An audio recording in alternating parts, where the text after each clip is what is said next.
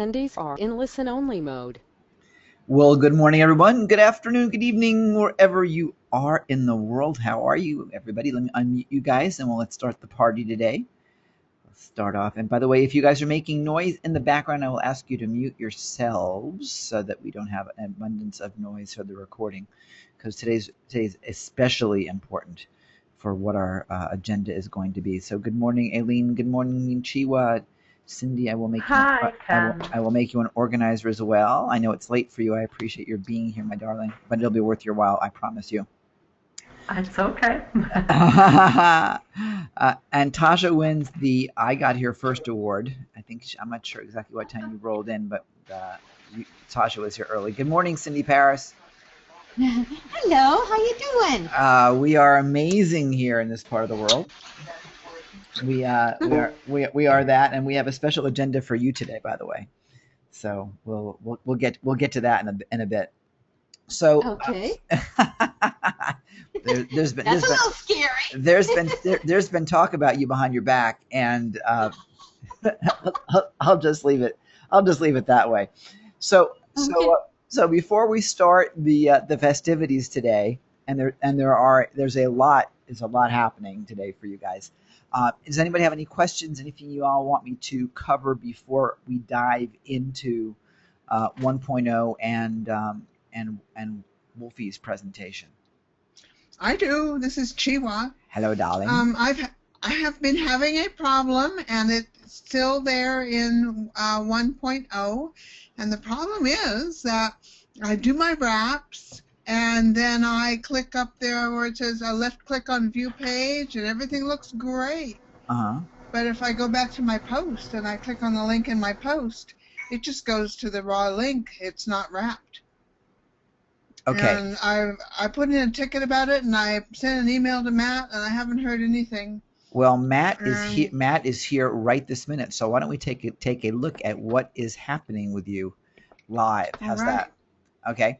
So do you want me to log into your thing, or do you want I can just I can share the screen with you? What do you want to do?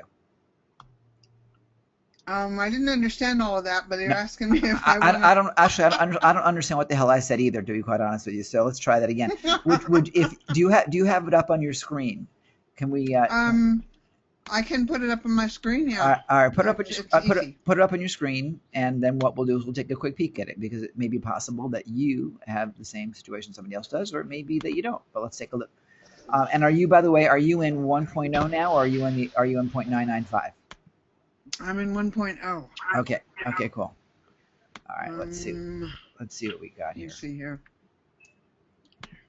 All right. And Matt, are you? Pages, right? I see Matt has muted himself. So are you there, sir? Matt's unmuted. Okay. Good.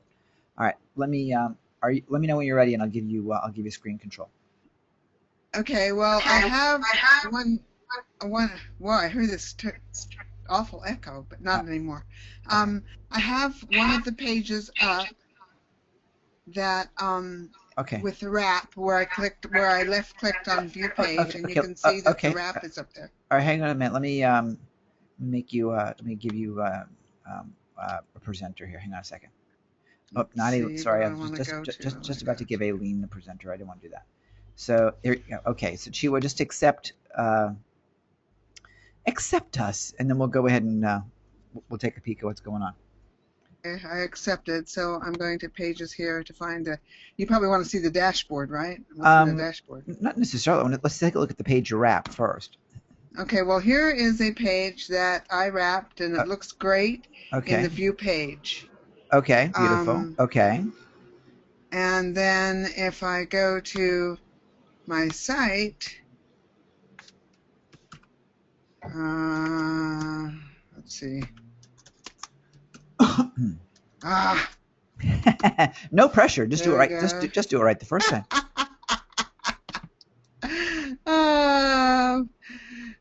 Now, which post was this? Oh shoot! It was wraps dash mortified dash cow. Right. I think it's this post. That's another suggestion I want to make is but after. Okay. Okay. So. All right. One thing at a time here. Okay. There's this mortified cow. Here it is. Okay, mortified cow. I'm clicking on mortified cow. Okay. And you see it's not wrapped. Okay, you went to mortifiedcow.com. Did you put what's your link? Let's take a look at what your link is. I wonder whether you put the wrapped link in.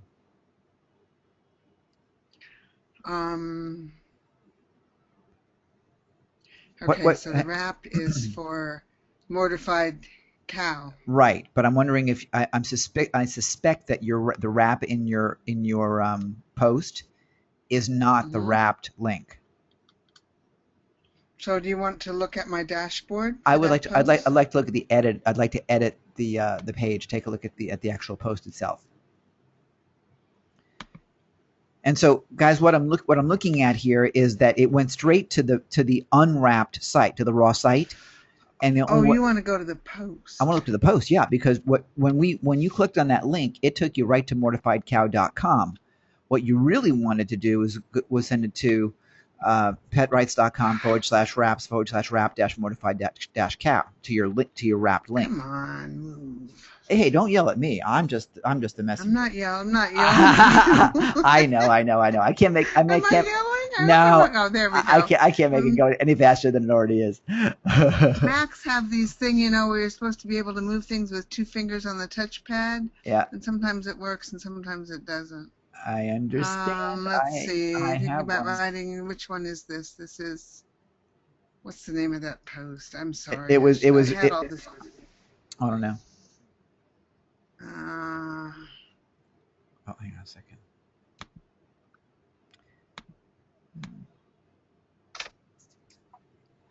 Oh, shoot. Yeah. I had all this together before the call. That's okay. We'll tell you what. Let's go back to the page where the link is. You think you had it up? Because I can do it on my end. I'll tell you exactly what's going on. What's the actual post itself?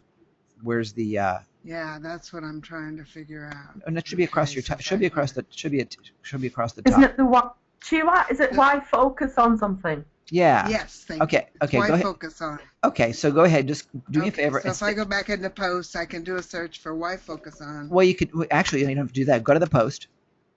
I'm gonna give you a shortcut. That's what I'm doing. No. Go right to the top tab, right next to mortified cow. Go right to the top. It's one of your tabs. Right. Here's the easy way to do it. You never have to find anything. Go right to the post itself. Okay. So go left. Go left. Okay, go do that. Sure, go ahead. Wherever. Where is it? It's this one. You had a tab already made. It was right next to mortified cow on all the way up to the top, underneath the W and pet rights. But that's. I'm sorry, I don't know what you're saying. Okay, do you see where each tab in your browser is across the top? There you go. Go to the left. Slow down. Okay, right there. Right, that's it, isn't it? Yes. Aha. Okay. Now do me a favor. Thank you. You are welcome. Yeah. Okay. Now listen. Here's what I want you all to look at. Here's a very, very easy cheaty way to do it. Okay. When you go into your actual content, right below your little menu bar, you see where it says on the right hand side, "Howdy, chew us later." On the right hand side, all the way to the right, there's a little black bar above your header. Right. Okay. Right. Yeah. Now whoops. Now scroll to the left, everybody, and you'll see where it says pet rights, and then there's a couple little things, and it says plus new, and then it says edit post. You can go right you can go right there. You never have to look for it. As long as you're on that page and you're logged into your WordPress account, it is the easiest way to get into your actual content of that page. Now, I never used that. Wait! Don't click it yet. Don't click it yet. Simon didn't say click it, because if you also click on where it says pet rights, it'll also take you back to your dashboard as well. So it's a really easy, it's a really easy shortcut. Oh, that's cool. Yeah, baby. Okay, so while we're here, just go right to edit post. It'll be easier than having you give it to me. So go to edit post, and let's go see, because Wolfie's already figured it out, but I bet you I got to figure it out too. Okay, so let's scroll down to that link. Thank you. It is my pleasure. I hope you guys are learning something here as well. Let me unmute you, Lynn. I think Susan, you may have had some noise because you look muted, and I thought I unmuted you. Mortified cow. Okay. Okay. So now click on that. All right. And click on it. Yeah. Just click on it, and then go up to the to where you put the hyperlink in. You have to be in the preview changes. No, to do no, that. no, no, you don't. No, you don't, darling. You just click on. There you go. And now go up to the hyperlink button. Oh, up here. Yeah, right. There, Okay, you can do go it ahead. up here. Yeah. Go ahead. Mortifiedcow.com. So why are you telling me that it's not wrapped when you are sending it to the unwrapped site? You gave it the wrong link, my love. I beg your. Oh. So the link. Oh, thank you. And that's. Oh, wow. Yeah. Okay. Like, did a light so just? There was this whole piece I was missing. Did a light go off in your head now? Yes. Thank you. Okay. So okay. I wanted to do. This has to be the link to the wrap, not to the. Oh, I mean that is so elemental. So elementary. I can't believe that. Okay. All right. Okay, so now this was not like to humiliate you in front of everybody else. It was that everyone else recognized that we this is how it operates, and it's very easy. It's like when the person calls the tech, my TV's not working, and the tech finally says after 20 minutes of trying to troubleshoot, is it plugged in? So the first thing you always want to do is check the link, because sometimes your link is completely wrong. Sometimes maybe there's a typo. I found a lot of times when we have problems with our emails and their links that don't work, I pasted it in, but for some reason there was like a space at the beginning of the link. So the link, even though at the end of it, which is what I saw when I pasted it in, it looked fine. At the beginning, the first couple of characters were wrong, and I never saw them. So we were corrupted and didn't even know it. So that's fundamental. Okay, so I kind of wanted to be clear. Okay, well, this is true with all of them, because these are posts that I had already done the links on when I set up the wrap, and now I have to go back and redo the links. Yeah, exactly. Okay. So just go back in and clean it up, and you'll be great. You'll be good to go. Okay. Okay. Makey sensey. Great. Any questions? Anybody on that? Did that make sense to y'all? And it's sometimes it's just the simplest. Oh, yeah. The simplest things that will make you go crazy, and sometimes you just have to go back and look at it. Let's see a second. I unmuted somebody here, and I've got noise coming. So yeah, sometimes it's just how it is. So I'm glad we're able to sort that out. Again, most of the time it's just basic stuff. So now you also had a suggestion that you wanted to make. Yeah, my suggestion was that when you look at the wrap pages in the all pages thing, Mm-hmm. It would be good if you could see what post the wraps go to, what post the wraps are links in. What post? Like I look at my wraps and I go, what post is that in? I don't know. Okay, I follow what you're saying. I don't know that. I'm not sure how we would do that, in terms of doing a hierarchy, but we'll have Matt take a peek at that. One of the things that we are doing is we're going to be putting together an index of your campaigns, so that you'll see everything tiers in. But I'm not sure. Ken? Yes. Hi, Aileen. It's Aileen. Yeah, I just could you not just put something in the description of the page that you've wrapped? Yeah. That would be the easiest thing, and then you could you could say the name of the post that it's in. Well, the only reason why I don't know that would make a bunch of sense is that if you're doing a sales page, for example, or you're going to be using it in multiple posts, as you may, then you're going to create a headache for yourself. So I'm not see that, yeah. not really sure. The only I'm not sure how you would actually do that. Unfortunately, and if you think of another way that it would work, let us know. I can't get my head around how that would work relative to the multiple uses that you would have on something like that. But it's a good idea. Actually, I do keep a spreadsheet of all my posts with the links in them, so I could check it on there. Yeah, that's probably a good idea. That's probably a good idea. Okay, cool. Okay, let me. I'm going to grab the screen back, and if there's not any other questions, if you have any other questions, ask them now, and then I'll jump into. I learned 2 things here already. How to use those little things up there at the top to go back and forth between the post and the edit post. Yep. and also the major thing that I've been doing wrong with all my wraps. Oh my God, you did it with all your wraps? Oh, Yeah, all gee. my wraps are this way. Oh, good Lord. Yeah, oh my goodness. Well, I already went and changed the 1 to 100. Now I'm just going to make a change, right? Oh, shit. Okay, so let me ask you guys a question. I was pretty frustrated when I upgraded to 1.0 and I started doing the tutorials. I went to an existing wrap and I couldn't find the page. I was like, this is really weird. Where'd the page go? Did Matt completely screw this thing up? What happened? And then I went to, and for some reason my eye hit the upper left-hand corner and I saw that little pixel. I was like, oh, I wonder what that is. And then I went into the code and realized that when we changed it to make it easy to, or at least logical, that the percentage was 100 rather than 1, because as we sell this thing to many more people and we get into the 1,000 plus users, even when we get to the hundreds, because we're well over 100 now plus users, it doesn't make a whole lot of sense to have it as 1 and have people start becoming math experts and figuring that 0.96 is 96%. So anyway, it just kind of became, oh yeah. So when we changed the nomenclature of it, and I want points for that big word, we would, it would be 1 is 1% rather than 100%. And sure enough, I changed it to 100 and bam, it worked perfectly. So I had Matt research.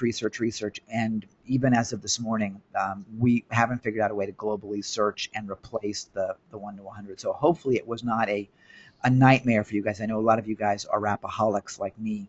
So it was a fun couple of days going in and adding those extra zeros. So I want to apologize. I was just mortified. I was like, oh no.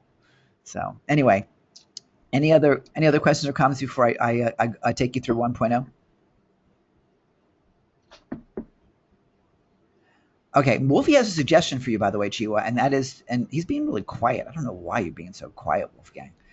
He's probably saving his voice for his presentation in a little bit. He suggests that what you might want to do is make the wrap page name it's either the same as the post title or add something relative to it if you're not going to be using it in more than one post. So you can take a look at that. Okay, that's true. Okay, good. Just a thought. Okay, so anyhow, I've had some weirdness going on with my websites, and I don't know why. It's my internet connection. I have no idea. Earlier, actually, it was end of last week. I could visit like any website in the universe except mine. I'm trying to do the tutorials for you guys for 1.0, and I could not load like totalpreneur.com or iBoostify.com. Wouldn't load. I mean, I was getting like no connection, and that was here at home. And then I would go to my internet cafe and it loaded no problem. So that was like really weird. So they had to reset everything for me. So what I also discovered is even if I went into totalpreneur.com a few hours ago, I couldn't go to WP admin. I could only go in through clicking here and going this way into the dashboard. So you can go dashboard, themes, customize widgets, menus. Just clicking down here, you can do it. You can also add a new page, new post, and so on. So that whole menu bar is really beneficial to you. But for those of you that have not gone through 1.0, I just want to do a quick walkthrough on 1.0 to show you what we've done. Now, it's not a cache issue, Wolfie, because my computer still works. It's not. If it was a cache issue, then it would be the same any place I went. It was actually like my sockets or something. Aileen says Mercury's retrograde till March 6th, so expect tech problems. Let me tell you something, sweetheart. This has been like the worst ever techno nightmare for the past few days of frustration beyond belief. It has just been crazy. So anyway, let's go down and I'll take you through. iBoostify, if you haven't loaded 1.0 yet, when you do, you'll notice that we've moved it down south. So it's down with the rest of your, it's near, actually below wish list. I'm not sure why it's so far below wish list, but anyway, it's right down at the bottom now where it wasn't before. And Matt did that for a really good reason. What that reason is, I don't remember. And if you want to pop in and share that reason, Matt, you can feel free and do that at any time. But when you, yeah, sure. It was actually Yeah, it was actually to make sure that it didn't conflict with any other plugin that you may have.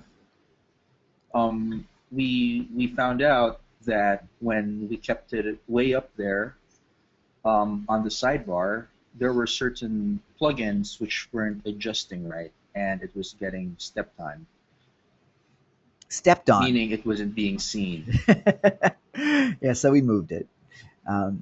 Cool, thank you. So when you get started, the first thing, if you haven't registered it yet, from now on, there's a registration piece. And the registration piece makes it easier for all of us. And here's why.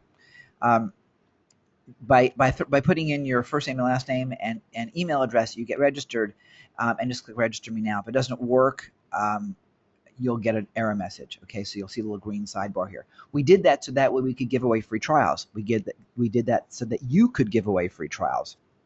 And in so doing, that allows you to make some more extra money, because we'll give away, 7-day, 10-day, 2-week. We're going to test the right number of days for a free trial. I want to make sure that at least during a free trial, people get the opportunity to come into our calls. So it's probably got to be at least a 14-day free trial. But we'll test that out and see. But at least that way now there's the ability for us to do that, which was really important. Also, as we sell the software and we've changed the way we're selling the software, we've got both a monthly as well as an annual pricing tier, and it was going to be monthly anyway at some point.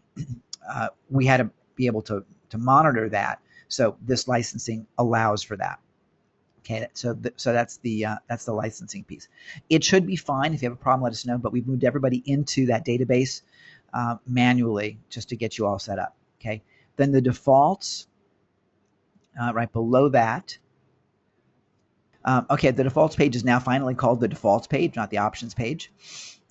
Matt will tell you. Matt calls me Steve right now because just like Steve Jobs was more attentive about look and feel and everything, I was driving him absolutely nuts about every word and every sentence on this site. Anyhow, the defaults are set. They're pretty much similar to what you had before.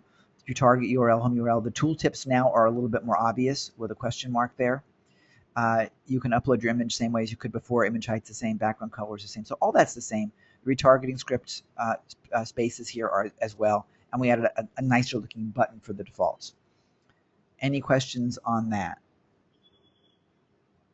Okay, so before we had it on one page, so you would scroll down and you'd start working on your wraps, and that got some people a little bit confused.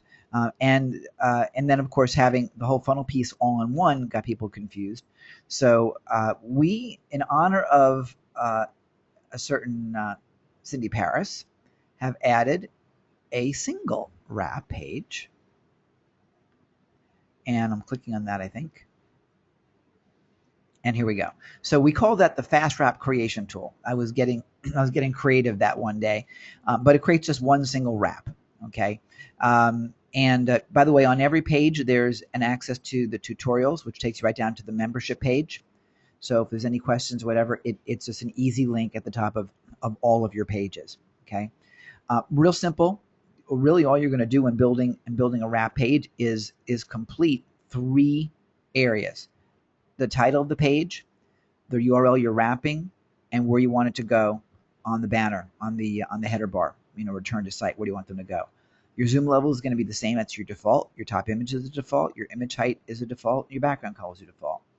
That's all you got to do to make a wrap. Now, one of my big hot buttons for SiteWrap is to add retargeting, which is going to make you a bunch of money if you do it. And the statistics for retargeting dollars are just crazy, like a 325% increase in your business if you retarget. So I added some bold reminder here, and your retargeting scripts now are on each individual wrapped page, not just on the defaults, but on each page. And you'll want to do that for this reason. If you do a bunch of affiliate marketing like I do, and you're promoting product A, well, then you want to retarget product A with product A's retargeting script. And if you got product B, you'll do a product B's retargeting campaign. Each page would have a separate campaign. So doing it in defaults really was not the optimum way to do it. So now every page has its own retargeting area. And you can use for Facebook, you can use AdRoll or Perfect Audience or both. They will both fit in here. Not a problem.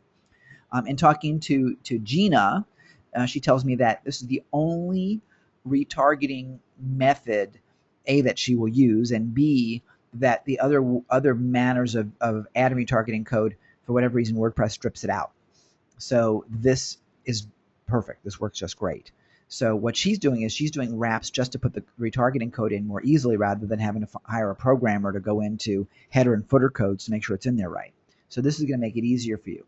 If, by the way, you want to do a wrap and not have a header, in other words, you want it just really to be a seamless wrap, then just take your top image out. Take the image height out, make it 0, and take out the URL, and it will wrap a page for you with absolutely no header to it at all. And so no one will even know it's a wrap. Okay, so I'm giving you that as a little heads up. You can be creative here because you won't break anything. Okay. Now there's only one thing that we didn't consider that I sent Matt a message on last night, so possibly 1.01 will be able to see this, and that is when you put your wrap page in and you put in your page title, your actual slug, and the slug is the actual URL that you're creating. That's going to be the actual page title that you create. So if you wanted it just to be like the URL just to be like totalpreneur/SiteWrap and let the page title be SiteWrap sales page, for example, like this. If you just titled it this, then the actual URL of the page itself, of the wrap page, would be wrap-SiteWrap-sales page dash whatever. Then you'd have to go in and edit that to what you want. That's what you have to do right now. Okay, so what we're going to do is add another line here so that if you want to update the slug, you can. And Matt, that should be pretty easy to do, yes?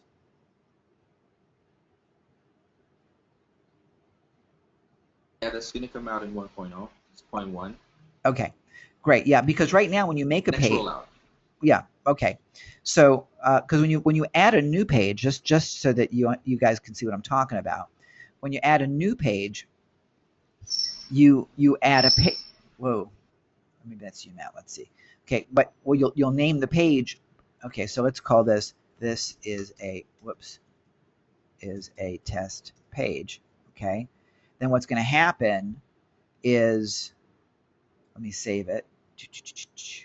I don't see. Here's the slug. So you see, it fills in on the permalink. This is a test page, but maybe I don't want to do that. Maybe I just want it to be test. So I can go back here and I can easily switch it and make it totalpreneur.com / okay, in this case, this.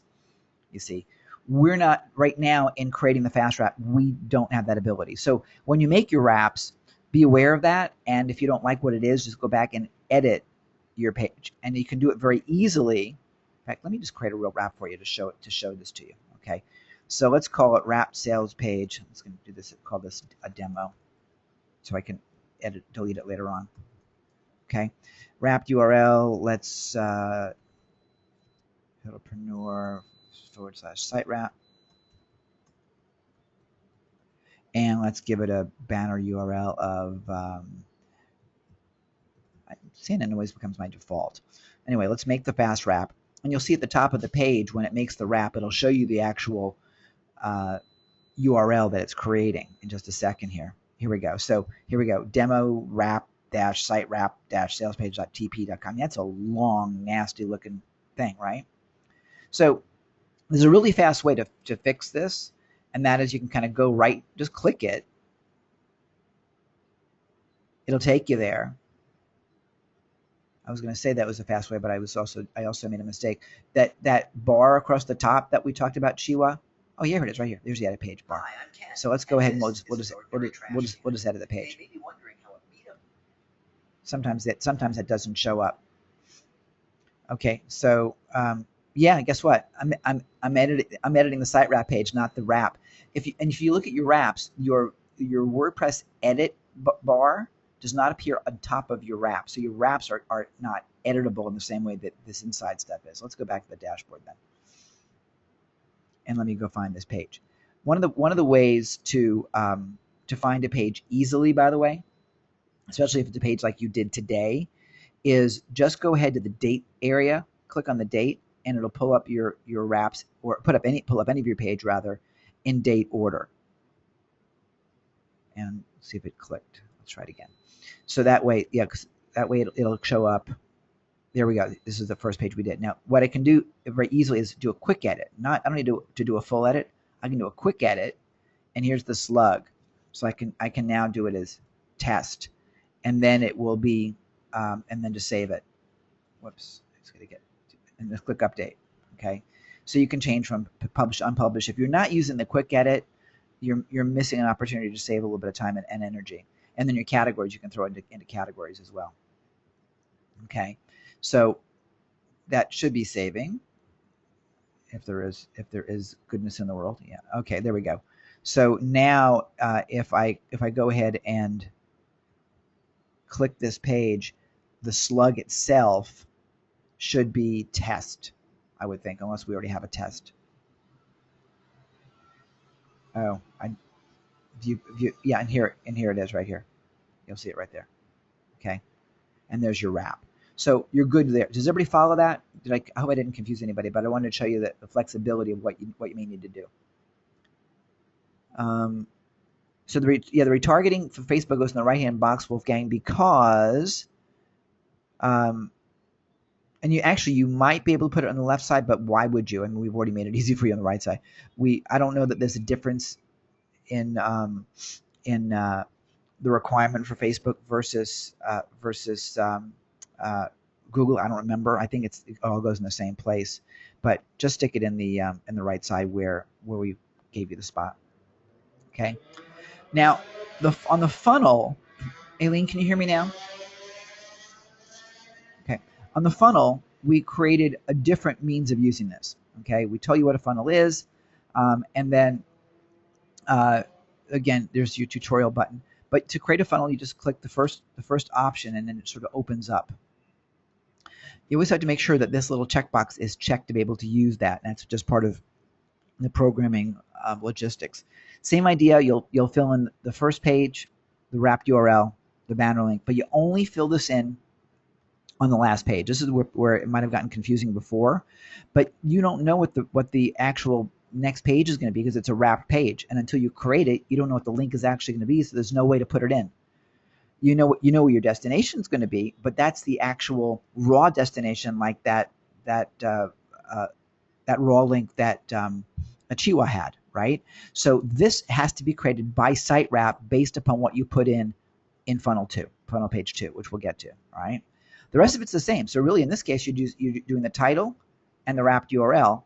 And in this case, again, because it creates the slug automatically, make sure you match the slug the way you like. All right. Add your retargeting script for that particular page. Again, depending upon if you're going to run your own retargeting campaign.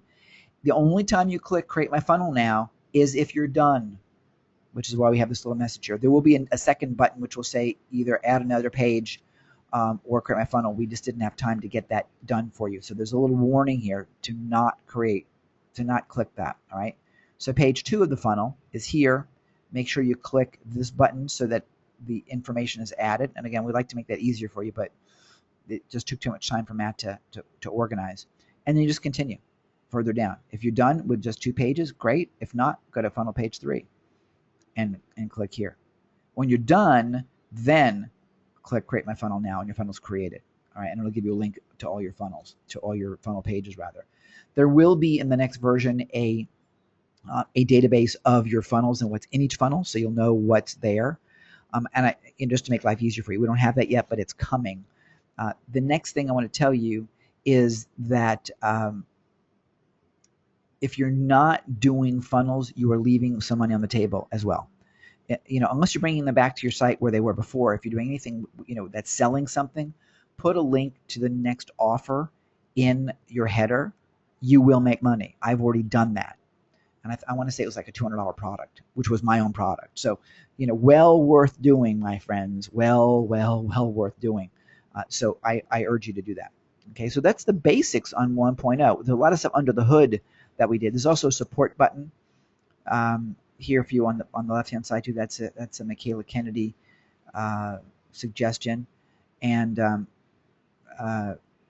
wonder why my name didn't show up. Oh, because my name isn't in there, I guess. I didn't put my name in. So it will show your name. It'll show your registration name. And then when you click, it'll take you right to our support area. And that's 1.0. We took away a lot. There you go.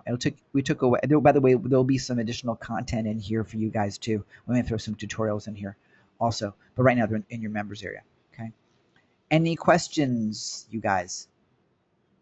We took away a lot of confusion, I hope. When I downloaded 1.0, only 2 categories appeared in the right column: uncategorized and IB SiteWrap. Oh, none of the others that show on your pages. Yeah, Susan, you know why? Because I have categories and you don't. I created more categories, and you probably did not. Your raw WordPress installation doesn't have categories because you create them yourself. So the only thing you would have would be uncategorized. Susan's question is that when she downloaded 1.0, only 2 categories appeared in the right column. It was uncategorized and IB SiteWrap. But she's looking at our installation right here, and she sees other categories. Why is that? That's because I created them. For my purposes with Totalpreneur.com, we have multiple categories. Each category relates to one of the main topics that we teach, such as operation systems and procedures, lifestyle of awesomeness, getting the perfect client and customer, creating evangelists, and so on. And each of those is a specific category. And so that's why we categorize all those for the menu standpoint. Okay. So if you haven't done it yet, you won't see them. Hopefully that makes some sense. Can I have a quick question just on the back of that? Yes, darling. Hello. Because I do have categories, and I just wanted to check that it's okay, as well as I putting SiteWrap as a category, to put a second category on the same page. Is that all right, or will it cause confusion? I don't know that you can. Matt, can you do a second category? I don't. Oh, yes, of course you can. Yes, no, you can actually do. Yeah, I've done that. No, it shouldn't be a. So Matt, will it be a problem though in terms of how it formats? No problem at all. Okay. Thank you. No, cool. Thank you. That's good. That's a good question. I wouldn't have thought of that. That's a great question. Susan's asking another good question: is which additional categories would be beneficial? Okay, I think the first category you should add is what to buy Ken for Christmas. I think it's a good category. I think another one is best chocolate recipes, and another one is best pizza joints in New York. Otherwise, you can do whatever the hell you want. No, the categories. No one's even laughing in the background. You guys are just stiff. I'm laughing. No, I saw your birthday wish, Susan. Thank you. No, the categories really should be based upon what your content is. If you're setting up your content based on what we call your vortex, and for those of you that have not been through some of the trainings that I've done with Gina Gaudio Graves, what we do is we build your entire funnel based upon this vortex modality, which is that we start out with the end in mind. So what's your big end of the day product or service? Okay, for most of it, it's a high-end coaching program. You know, it could be if you're in the car business, it could be the Rolls. You know, and you start them off at the Chevette. But in my case, it's the Excalibur Society, which is X $1,000s a year. We're still figuring that. It's probably about $15,000 a year. And then it includes 4 trips all over the world. The first one, of course, is in September in Nepal, and that website should be up within the next 10 days, God willing. And so that Excalibur would be part of my vortex. But here's the thing: to get there, what's my curriculum? What's important that we teach to get people all the way in from the outside of hello to the inside of I can't do anything without working with Ken, you know, and being part of Ken's world, right? And you want to have people feeling the same way about Susan's world. So what are you teaching? What is the fundamental of what you're teaching? For me, the curriculum for the Institute for Totalpreneurship is based upon 5 ideas or 5 tenets. I'm calling them the 5 quests for totalpreneurship, and that may change. It may be the 5 pillars, but you get the idea. It's the 5 concepts. And by the way, I'm using 5. It could be 3. It could be 7. You don't want it to be much more than about 7 or so. And it's kind of difficult to have a complete curriculum if you're only at like 3. So you should have probably 4 to 7 or so, 4 to 6, not to overdo it, but to have something that's big enough that you can kind of go deep in. And I just closed out my curriculum. Let me see if I can't quickly go into show you what I did, and I'm going to show you something that's a little bit different than what you guys in Gina World would see. I did my curriculum within My Manager, and Gina kind of does things a little bit differently, but that's the beauty of having different people. So in my world, what we've done, let me open up an existing file here, see if we have, if I don't show you the right site here. Here we go. Whoops. What happened? My Manager. Great. Hang on a second. Oh, okay. So we want to do IFT membership levels. No. We want it. Let me just cancel. See if I can figure out another way to do this. File, open recent will help us. Curriculum. Here we go. Okay.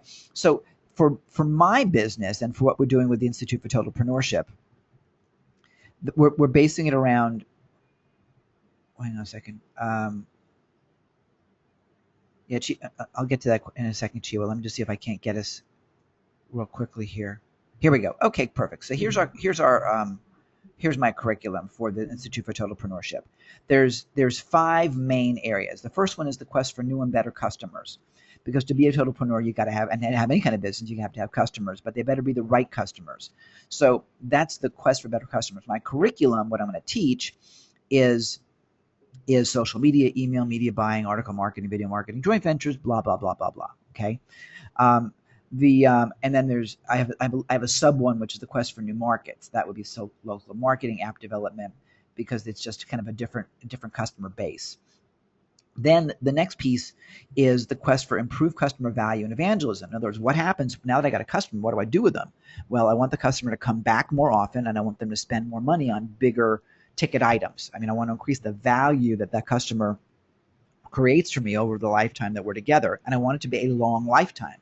Furthermore, I want that customer to be so happy that they can't shut up, that all they got to do is say, my God, Ken's got the best content ever. He's cute and he's funny and you got to hear him. And it's just, I'm suggesting things for you to say. And that will build the business exponentially without you actually having to focus up here anymore. So this is like the next step in building your business, is to create happy, wonderful clients. Think about Apple. You know, Apple people, they come back for more. You start out with an iPod and you end up with a MacBook Pro, and all the way through. And most Apple people, at least from what I see, because I have this, this whole Apple-centric modality now, is everything I got is Apple. The thought of having a non-Apple product is like, oh my gosh. So that's what they were able to build. They've built a complete vertical system where they come back for more, they come back regularly, they wait online, and they're incredible evangelists. I mean, if you were to say to anybody, what should I get as a cell phone? Every iPhone user, for the most part, up until the last version, I think, would be like, you need an iPhone. There's no other choice. Now, Apple hasn't come up with anything really new in a while, and there's questions about that. Okay. The next piece is the quest for smooth operations, procedures, and systems. And your business can't run without having a backup of your e-commerce, your legal considerations, accounting systems, hiring and outsourcing, developing your actual processes for what happens. How do you handle customer support? Looking at your analytics and evaluating those, split testing, all of that. And while split testing may be marketing, it's still an operational issue. It's part of your business flow. Okay, setting up your retirement program, planning a company for sale, that's all part of operations, and so on. So that's incredibly important to any business. Okay. Next is the quest, I'm calling the quest for personal excellence, and that's inner game. Okay, that's inner game. I just gave it a nicer touch, and we'll talk about finding your purpose and tapping. I don't know why I have videos and copywriting in here. There's some reason I have no idea why that's there. And that's the inner game piece, because frankly, if you don't have a solid inner game and are confident in yourself and believe in yourself, you're wasting your time, because you're destined to fail. You'll be a wannabe. And I see that with a lot of folks out there. And by the way, a lot of folks includes me for the past few years. Until I forgave myself for my sins of the past, I wasn't allowing myself to be as successful as I deserve to be. And that's a biggie for a lot of us. So that's a personal one for me, but it's important for everybody, because unless you really believe where you're at or what you deserve, you won't get the results you really want. And as a trainer for years and years and years, like over 27 years now, I think, I've seen so many students return over and over again, and you can see why they're not successful is because even in their language, they don't believe in themselves. So that's kind of fundamental. And then the last piece is your quest for your lifestyle of awesomeness. What are you doing all this for? As a totalpreneur, you're supposed to have everything, and that means balance in some respects. That means having your health, having relationships, being able to serve the community and volunteer or have some kind of contribution. It means investing your money so that you never have to worry about money ever again, having great health and vibrant health, traveling, and having a hell of a good time. Relationships, all that wraps in. So, I mean, think about this. If you have a really crappy relationship, it's going to be difficult to keep your headspace solid, which means you're going to mess up your operations and you won't be in a good place to serve your customers properly, and you'll be cranky, and that doesn't build anything. So all those work together, and those are my categories. Okay. That was a long way of getting there, but that's the way I want you to look at your business as well when you build your site. Does that make sense? Does that make sense?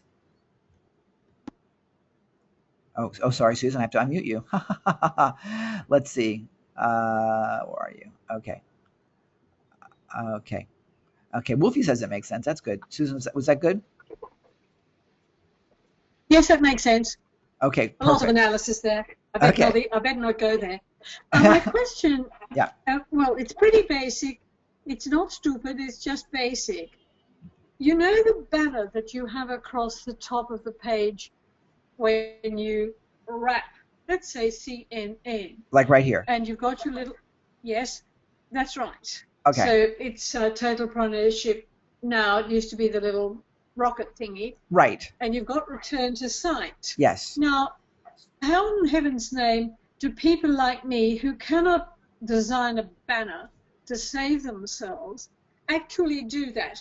Is there somewhere within the program where this can be done? I mean, I can make up a pretend banner and put in colours and fancy words and all the rest of it, but having that capacity to return to site. So I've clicked, wrapped around CNN, but sure. How do I get back to me? How do I actually get that thing to work? Okay, so if I understand your question, you're basically asking, how do you create this graphic? That's right. That's the first one. Okay. All right. So I'm going to give you a really simple answer to that, and that is Fiverr.com. Fiverr. I was just going to say go to Fiverr. Yeah. Go to Fiverr. Go to Fiverr. It's going to be fast and easy. And what we might want to do actually, and Matt, let's look at this. Let's look at actually creating a couple of return to site buttons that we can give people so that they can like give it to a Fiverr person. But actually, even if we did that, the colors they're not going to match your site. So that's probably a stupid idea. You can do when you go to Fiverr, take them to one of our pages, and say you need to have your logo and that, and and that'll customize it. Right. Okay. Now, having done that, the person at Fiverr has designed the super duper sign, header for me, and put in this little section where it says return to site. Yes. How does that then become active? So I've got the lovely thing. If I tell you, put it on my page. If I tell you, I have to kill you. It's magic. Okay, so kill. They will throw us out of the Magicians League. No, it's really simple.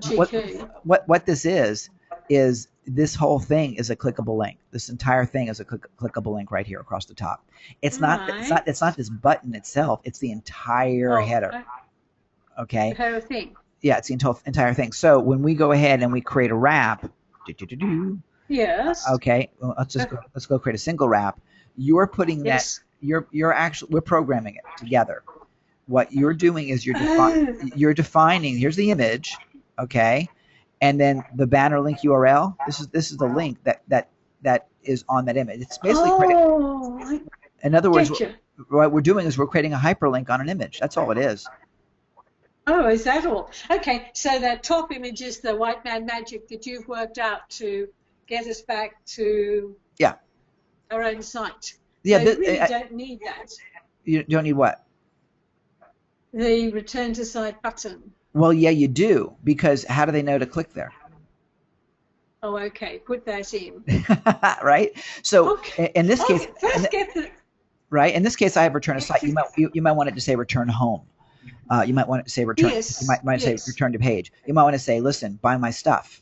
Click here to buy my stuff. Yeah. It could be whatever you Buy want. my stuff or I'll punch your lights out. Yeah. Well, buy my stuff, or Yes. I'll send Gonzo over to kiss you. Whatever. Yes. I mean, it's entirely up to you.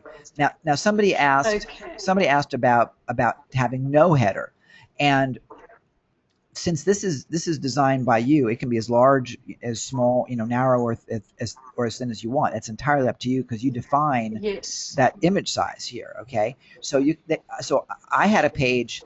I think it was one of my credit rebound pages that it was perfect as it was, but I didn't want people to have to go to the other URL. So I left that page as is. I believe it was a squeeze page. But all I did was I wrapped it, and I put no top image and no image height, 0 image height. And so the page looked completely transparent. There was no click to return to page, because there was no need to return to page. It was a destination page. I wasn't doing it with the strategy of wrapping it to have them return home. It was just where I wanted them to end up. So I took out this entire header completely. Okay. So you have the flexibility, and just play with it. The cool thing about this is that there's nothing you can break. I mean, Want to make a bet? Don't test me. Don't test us on this, please. But No. I'm thinking I'm breaking my stuff, not your stuff. I know that, but we don't want to. I mean, I don't want to challenge you to break anything on your end either, because then we have to. No, I don't want to be challenged. I want to make it work. Right, because we don't want to have to fix it. But realistically, you're going to make a page. If the page doesn't work right, you delete the page, send it to trash, and start over again. So that's the thing about WordPress. You can trash it. Mm-hmm. Okay. Absolutely. So absolutely. First things first. So I can make my page about anything. The lady at the beginning was talking about. I heard something about Krell, and she had some really rather lovely pictures and information. So her header was something that was. She designed or had designed. Oh, is this this was Chiwa's header, the one on the pet on Chiwa? Yes. Yeah. So it could be about cars or suitcases or dog training. Absolutely. Or whatever it is. Okay, so this is where I got completely bamboozled. I don't have to have a specific thing, a specific site that's sort of boostified. I can have cowswithguns.com. I'm sure that is already in existence, but I could have that page and use that as a wrapper. Yeah, you can. Here's the deal: your top image URL is anything you want it to be. Period. Okay. And it's entirely up to you. So, and the reason why we gave you the ability to both put it in your default and put it on each individual page is that while your default may be, in this case for me, it's this. Okay, but I may want to use a different header. I might want to use a SiteWrap header. I might want to use a picture of cows with tennis rackets. Yes. So I can completely do that and base it on my branding and still keep them on my website. Mm-hmm. Okay. Now the page that can I just ask before you go further, please, Ken? Of course. So if we had cars with tennis rackets and you're promoting agriculture and sports. So you've got a page with all of that. Would I be correct in assuming? Well, that seems like it would be the way it works. That might be somewhat logical, sure. I mean, how Google at holiday time, the Google logo kind of changes based upon Easter or Christmas. Okay, yes. well you can kind of do that with your header too if you want to be cool. You can have a Valentine's header for Valentine's week. I mean, the creativity of it is entirely up to you. Yeah, I think I'm missing something somewhere along the line. Can we just go then down to the actual page? Which Let's page? Take the header Valentine. But what's actually on the page below that header? Is it Valentine? That's your wrapped content. So, for example, okay, if I do totalpreneur.com / let's see, wrap. Let's look at this one, wrap HydraVid. Okay. I still don't understand the name of that product. I still don't No, understand I the don't name. either, but we'll have one of those. I know it's like where's the water element here? Um, uh, Yep, Debbie, the replay is always possible. We record everything. So here's this is the header. This is our old iBoostify header. Okay. Yes. And then this HydroVid piece. You see how it scrolls underneath? That's the hydrovid.com website. That's your wrap content. Oh, that's somebody else's website. Yeah. Oh, right you are. I think the pennies are starting to drop, or light is dawning on Marblehead, either or both. Great, gotcha. So if I have the whatever it is, wrap, whatever I call myself. So go back to the cowswithtennisrackets.com Okay.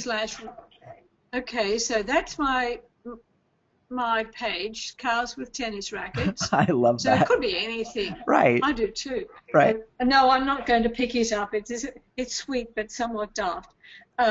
So that's my header, Cows with Tennis Rackets. I find this page super duper ubit, whatever it is, HydroVid. Right. And instead of having Boostify and rocketing the power and influence of your business, I have Cows with Tennis Rackets. Of course. Am I correct? Yes. Yes.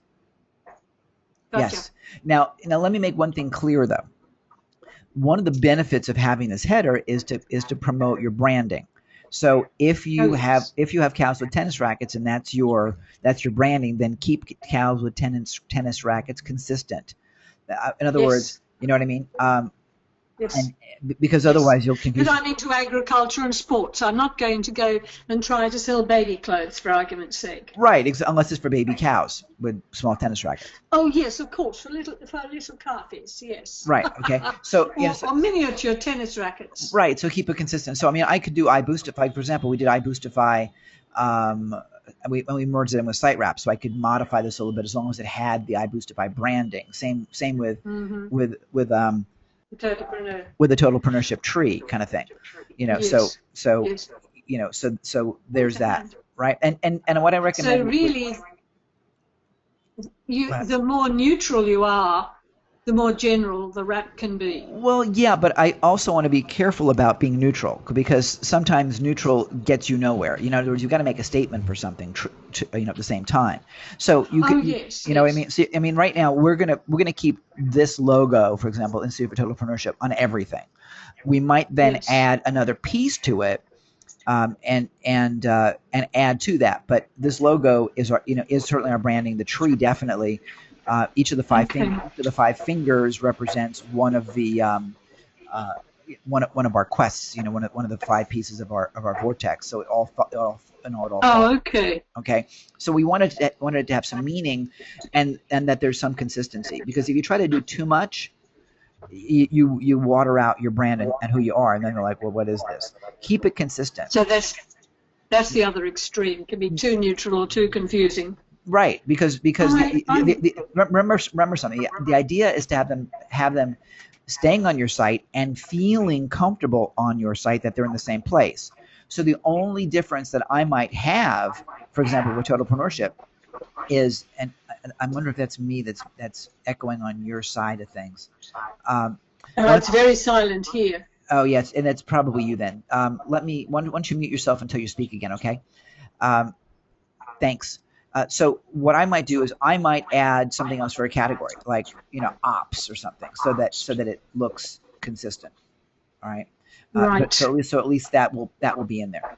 That's the only thing I might consider changing. But I want to keep my branding the same so people feel that they're comfortable. And here's one reason why as well.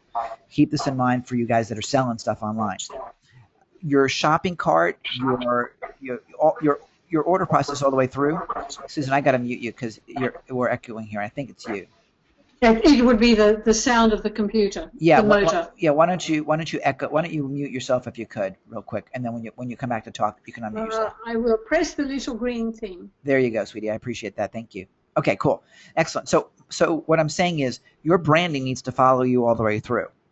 So when you get to an order page, your logo should follow through. When you get to, when you get through that whole process, the look and feel needs to be the same, because people need to feel comfortable. They don't want to unconsciously be in foreign land.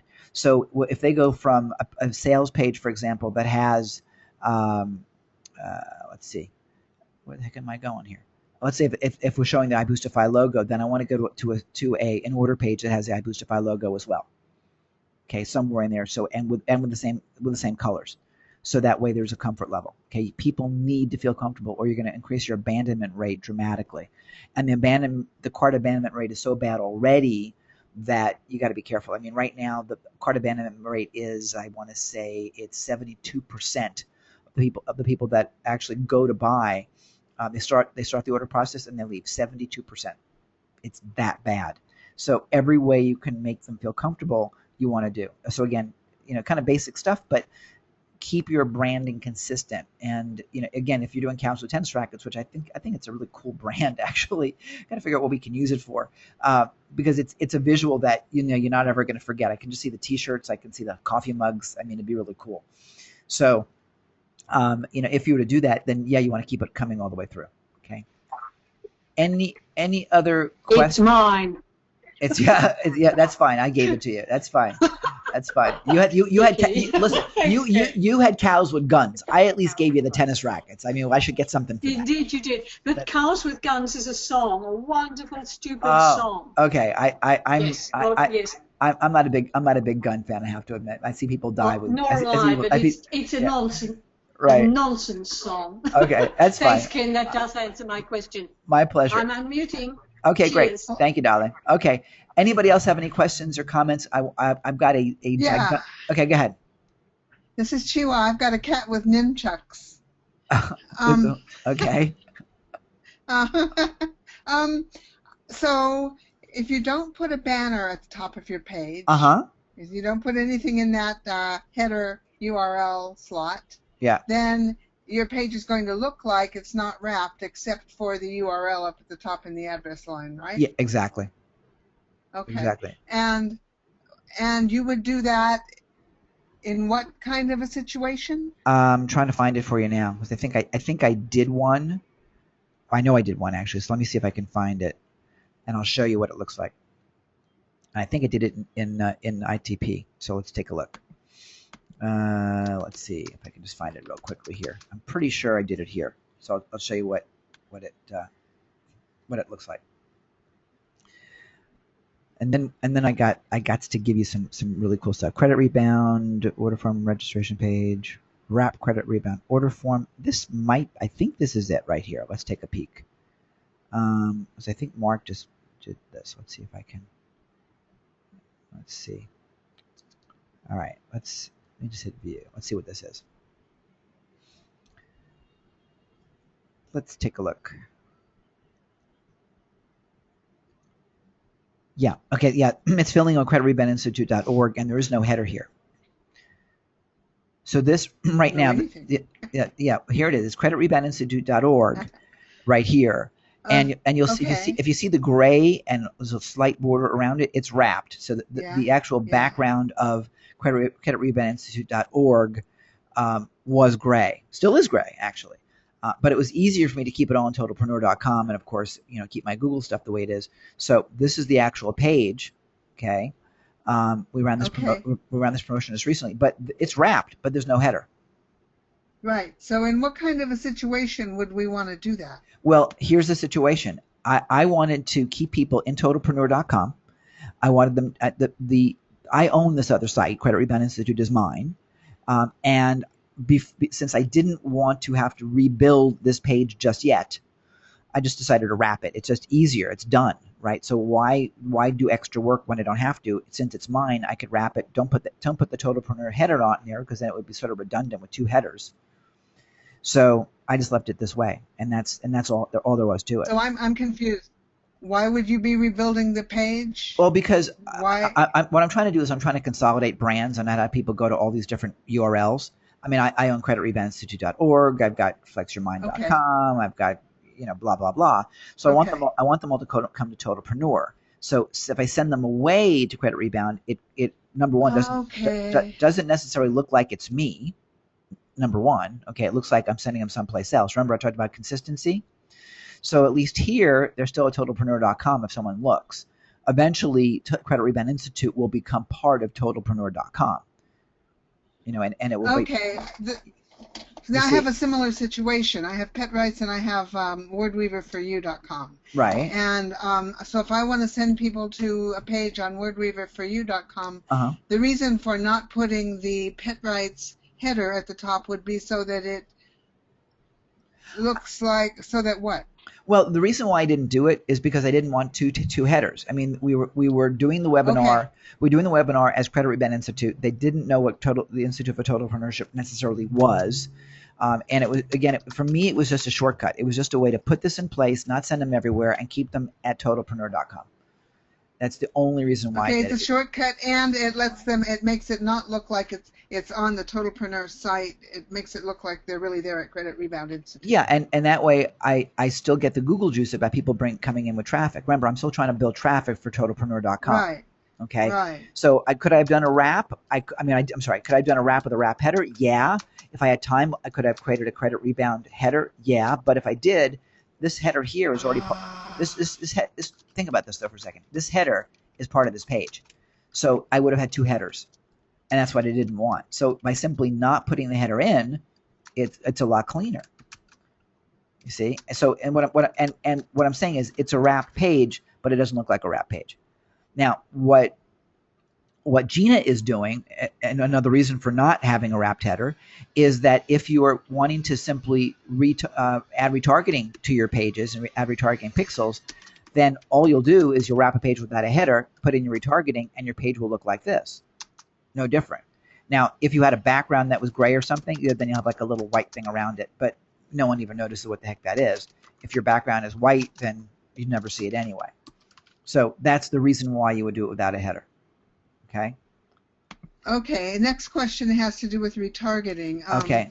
We got to make this. We got to make this the last question because I've got like an hour-long presentation for you guys that we're. So you want me to stop asking questions? I will. No. Ask it. We'll do it quick. But I got to call it.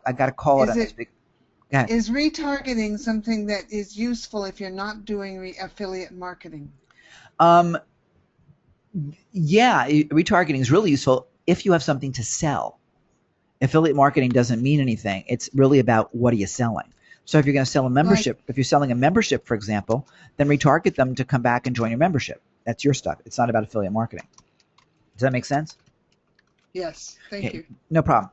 Understand something, guys. The purpose of retargeting is to be in front of the customer or the prospect's mind and vision nonstop, okay? Because it takes multiple impressions to get a sale. The statistics on retargeting, and we actually now have our first ever infographic, and you'll get that shortly. The latest version is just I'm waiting for it to show up in my inbox this morning.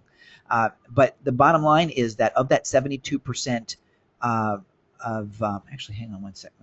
It'll take time for me to find it. I got to get Wolfie on.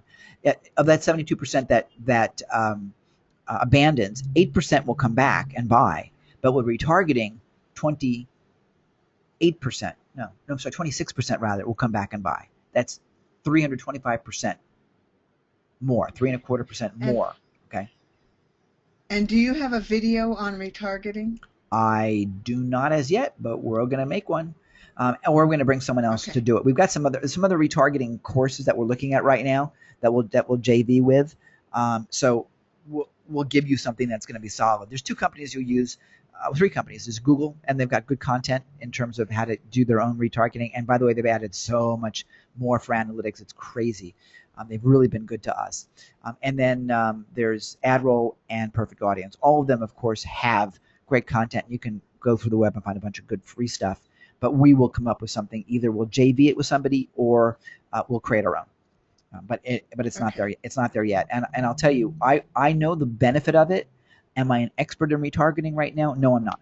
No, I'm not. Will I become one? I'm going to have to be, because I want to. I just see the money here, see the opportunity here, which is so huge that if you're not retargeting, you're throwing away giant chunks of business. And remember when I showed you when I showed you the model here, this whole area here, Quest for New and Better Customers, we put all of our energy here in getting them in. But if we put our energy here in improving the customer value, which would be retargeting, okay, this thing can eliminate the whole need for this thing up front. Just by having solid customers that come back and spend more and clone themselves and bring in more people on their own, you don't need to advertise ever. So, and retargeting will allow you to do a lot of that, because again, that just reinforces the customer relationship. It's very passive on your side, to the degree you just run the ad and it's done, and you pay for it when they click and not any other time. So it's pretty sick. It's really good, and sick in a good way, by the way. Okay, unless there's something emergency, I want to get Wolfgang Hofbauer up, because we've been waiting to do this for a few weeks for you guys. It's really important. Let me ask you a question. How many of you in the audience today have had challenges with WordPress attacks, with viruses, or know someone who has had a problem with WordPress attacks or viruses? You can raise your hand, you can jump in and talk, but let me ask you that question. Every one of you should be raising your hand or saying yes. Natasha's raising her hand, because you know me, and we've been virused, and we have problems with a number of our sites, and have had problems with a number of our sites. Spam, I think, Alien's got. There's a number of things that are issues. Last session 2 weeks ago, poor Cindy was my victim. We saw her site, and we saw something as basic as your admin being admin, which is really bad. So Wolfgang volunteered to do a presentation for us today. We're going to run a little bit long today. I'm warning you in advance right now, because we ran long on this side. I should have been more mindful of the time. I apologize. But this is all being recorded, so if you need to bail early, bail. But I'm not going to cut Wolfie short. This is too important. So we're going to talk about WordPress security and the importance of that. And we've got some solutions for you as well. We're going to show you how to do it yourself, and Matt and I put together an opportunity for us to actually do it for you if you want to be lazy. And that's good. We're going to tell you about that at the end as well. Something else, before Wolfgang starts, we want you guys to be able to do presentations to our group as well. So wherever there's an issue, wherever there's talent that we need, wherever there's content that can be added and shared with everyone for the greater good, I want to leverage you, every single one of you.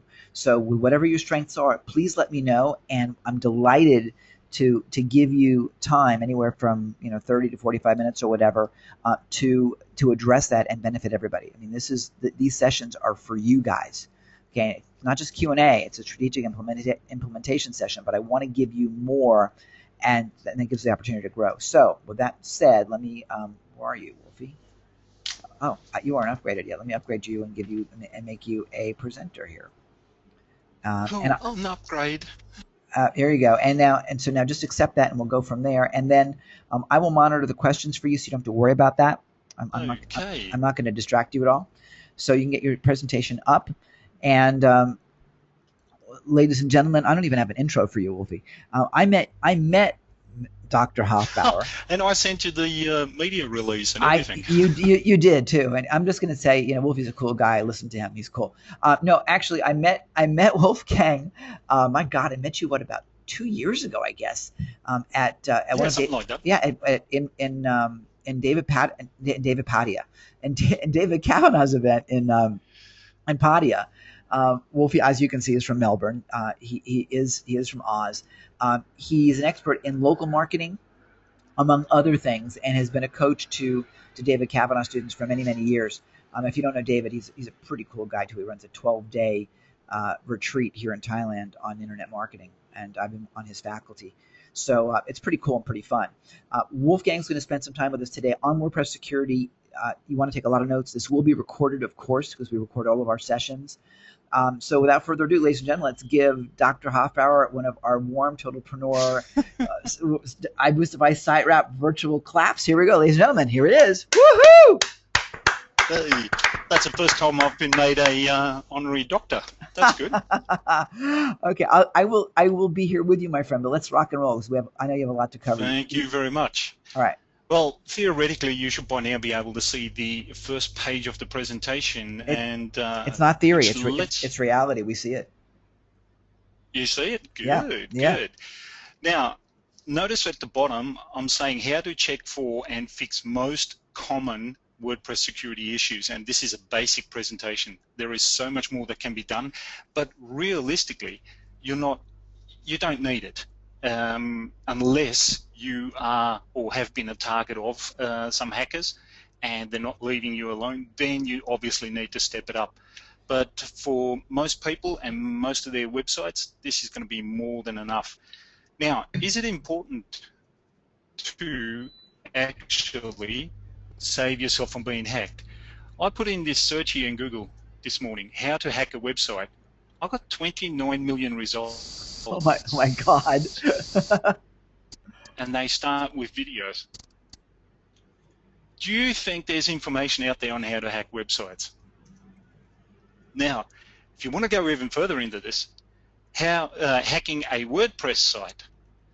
Okay, there's only 103,000 results, but there are also videos. And some of these videos are very detailed and will get you in. Now, I'm not here to promote hacking in any way, shape, or form because I detest the little critters. And so, but what I'm going to do is I'm going to show you a few things that you could do to safeguard yourself from them. And obviously, in order for me to show you what they're looking for, I need to do that on a website. Now, there's 4 steps that I usually do to give it a broad check to see how the website goes. And the first one is I check if the WP admin window comes up, right? Which is the normal way that we all log in. We type in the domain name, we type in the /, then WP admin, and all of a sudden we're at the window where we're asked for our username and our password. Well, if that happens on your site, you have failed test number 1. Now, the WP admin question test. When you're at that window where you're logging in, if you type in, and this is the first thing any hacker will attempt by you, he will type in admin and then go any sort of text whatsoever as the username. As the password. Now, if the message comes back saying that the password for this username is incorrect, you have told the hacker that you are using admin as the username. And therefore, you have just given him the opportunity to put the key in the lock. All he needs to do now is turn it, and he's in. All right? So that's test number 2. Test number 3 is the generator test. And that's where we look at the code, the source code of the actual website that you have. And the reason why the generator code is so important that you don't show it is because it tells them what version WordPress you're running. And they have the ability, and they give notes to each other on what the vulnerabilities are for each individual version of WordPress. That's why it is very important that you don't tell anybody the version or make it openly available. And that leads us to the 4th test, which is the README file test. And the way you do that is you simply type in your domain name, you put /readme.html, and if the file comes up, well, straight away you'll see that you have failed. Now, I know I've gone through them verbally, but I'll actually show you how this all comes about and how you can do the test. Now, one of the things, I'll go over to the website now. You know, Wolfie, I just realized we probably should. We probably should have warned people to not have had a lot of food before this presentation, because nausea may start setting in once we all see the vulnerabilities that you may have on your sites. Oh, look, it's amazing actually, and the ones that people mostly fail is actually all 4 of them. Yeah. Oh, yeah. I don't come across many sites where maybe 2 or 3 are all right. Yeah. Well, our job is to solve rightly this. So.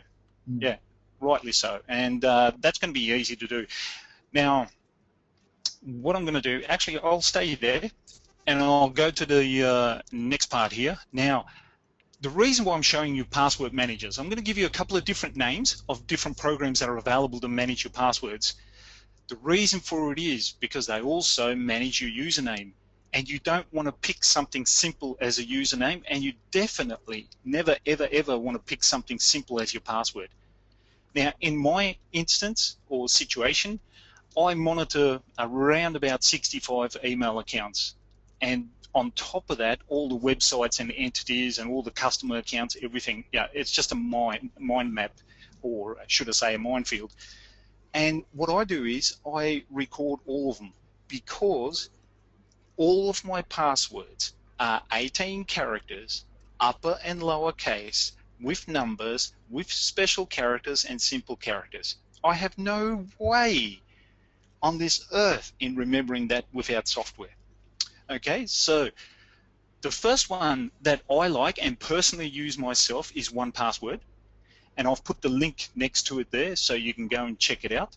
Now, not all of them are free, they're all paid versions, but the reason why I like 1Password, before we get on to LastPass, 1Password is on my laptop, is on my PC, is on my iPad, is on my iPhone. And anytime I add a new password or change a password, all of those platforms update themselves. So I always have the latest, which is very, very handy. The next one is LastPass, followed by RoboForms, followed by DirectPass. Now, these are not in order of excellence or anything like that. Yeah, if you're a Windows person, you'll love RoboForm. That's what I used to use before I went to 1Password on the Mac. Yeah, yeah. And now I think 1Password now has a Windows version as well. Oh, okay. And you've got the password genie. Now, in case you missed it, right down the bottom right-hand side, there's a camera image that just flickered. I'd like you, for your sake, so you don't have to take notes after notes after notes, take a screen capture of this shot. That way, you know straight away when you go around and do your research what the URLs are. All right? Now, before we do a lockdown process, it is all right for sites that are just started, when you just begun. But if you have an established site, you do not want to do this without first taking a backup or a clone. Now, Ken's been good enough to make available a we changed the name of that. Nice little bit of software there. We changed the name of that URL. Maybe we didn't. I thought we changed it. We did. We gave it something else. We gave it was a wrap. It was totalporn.com backup, WP backup or something. I don't remember. That's all right. That's what I thought it was, but this is the one that's coming up. Oh right. Oh yeah, because I did a redirect on it. So yeah. Okay. Yeah, it's okay. Anyway, I tell you what, this software here, it clones blogs, it clones, well, WordPress sites completely in under 60 seconds. And this is not a word of a lie. When you have the blog there, or when you have the backup there, you can actually move that blog to another domain name and recreate it, and it'll be, honky-dory. Now, how good is this system? Put it this way, my company offers a hack recovery system for customers where we take regular backups of this and of the database, and you'll see how that is done in just a moment. And we say to them that if we cannot re-establish your website within 24 hours of you informing us that it has fallen over, then you get the service for free for an entire year. And that's almost $1,000 worth of money. So, there's a good guarantee. And why do I give it? Because I know it's so easy to do. What I'm going to do is I'm going to show you here. All right. We currently have this website, testbed3.info, and as you can see, there's a very basic website on there, no content, nothing whatsoever. Now, if you get hacked and you have a backup or a clone using the program there, then you can recreate this website. So let's get into cPanel, and in this case it was established with Fantastico Deluxe. And by the way, everybody tells you that it's a really insecure method of putting in WordPress, and yes it is, but not with what we're doing. to it as far as security goes. All right. Now, we're just going to remove that. So remove the WordPress installation. Now, the reason why I'm showing you this, because I could have quite easily started with a blank canvas, is so you can see how easy it is to actually get rid of your website. If we now go back to the website and do a refresh,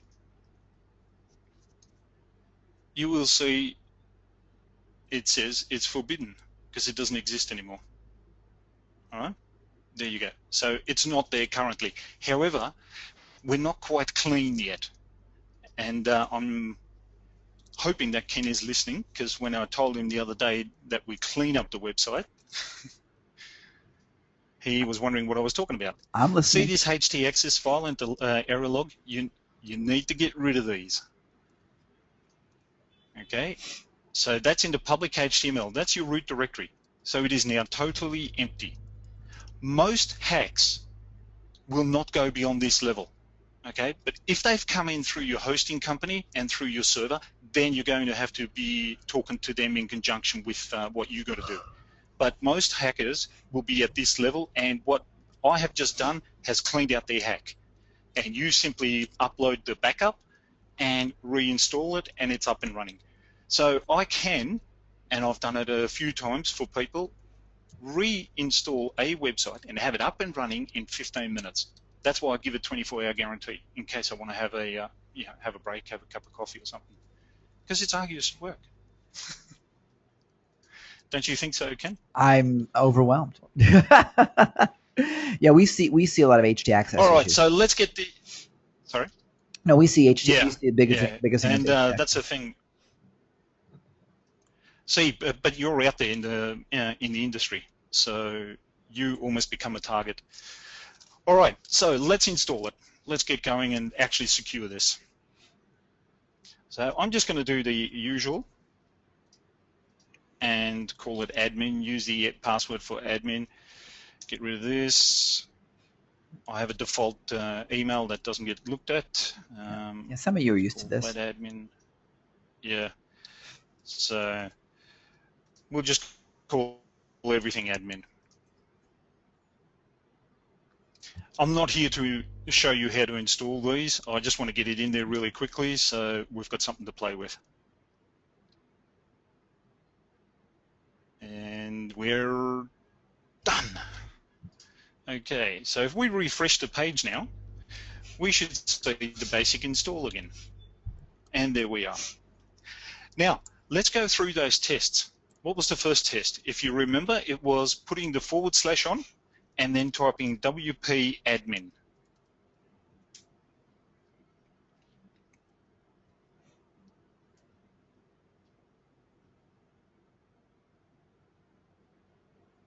Now, we failed test 1. All right. Now, test 2 was typing in admin and then letting your fingers go spastic on the keyboard for a few moments and hit login. And here, actually, what you see up the top right-hand corner there, that's my 1Password saying, hey, I've never seen this password before. Do you want me to remember it? Right? And I'm just going to click beside it and say no. But the message we got here is the password you have entered for the username admin is incorrect. So I've just told him that my username is admin. So I've given him half the way in. Now, the next one that we were talking about, as far as the tests go, was what? The generator test. Okay? And to do that, we need to go back to the main page. Just load that. Now you can see the code that this site is made of by putting your cursor on the side of your site, right-clicking and saying View Page Source. Now and then if you look for this set of symbols here, like the less than sign, / head, and then greater than sign, that's the end of the header. And the stuff we're looking for is just before it. And here it is here. This is the generator code. So we're telling them that we're using WordPress 3.3.1. Not only is that telling them what version we're using, it's also telling them that I don't care about my website because I haven't updated it, because the current version is 3.8. All right? So we failed there as well. Now, the last one is the README test, and this is how you should be checking all of your websites. All right? And realistically, let's put it this way. If you fail the first test, put in security, because you're not going to be any better off on the others. All right? So readme.html. Look at that. There it goes. It's telling them what version we're on straight away. Wow. So, you know, it's like blatantly advertising what's going on. It's everywhere. So, and we don't want that. So let's get into actually securing it. Just bring these up again. Next slide. Okay, now there's two aspects of locking down a website. You have to do some work in your cPanel, which is your hosting account, and you have to do some work in your WordPress area. And I'm going to go on with the cPanel aspect first. Now, don't worry about, you know, this being techo and, you know, stuff like the pie in the sky type stuff, and you won't be able to do it. If you get the recording of this and play it back, and whenever I do something, you pause the recording, take those steps, then listen to the next bit, you will get through it by yourself. However, it does take time, and if you're scared about working around in code, then you definitely would want to look into getting somebody to do it, and talk to Ken about that, because he'll be able to help you in that aspect. Okay, lockdown process. cPanel, first thing we want to do is in the WP content folder, and then in the uploads folder, which is in there, we want to put an index.php file. All right, so we go into cPanel.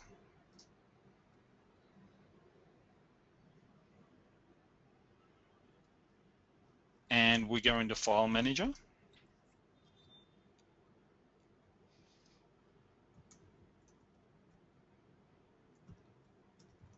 Now, what the presentation said, we need to go into WP content and then uploads and add an index.php. So here's WP content, so we double click. Here's the uploads, and there's nothing in there. So we simply come over to the top left-hand side there, and we click New File. And what was it we had to call it? We had to call it index.php. So we call it index.php. And we say create. Okay, that part's done. Let's get on to the next part. In the WP admin folder, we need to add a HT access file. So let's go back to the top, which is public HTML. So we click on that, and it was where? In the WP admin. So we go to WP admin, and you're going to see a fair bit of stuff in here. But we need to create a HT access file. So again, we go to the top left and say a new file and go .ht access. And then simply say create new file. There's that step done. Now we need to delete some stuff. We've added some stuff, now we need to delete some things. And one of the things we want to delete is the readme.html file, isn't it? Because we do not want that to be found by the people, so, or by the hackers. So, oops, got a bit over anxious there.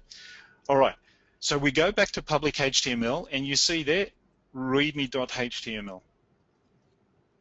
So we delete that. Now there's two more things we need to delete, and then we're basically done.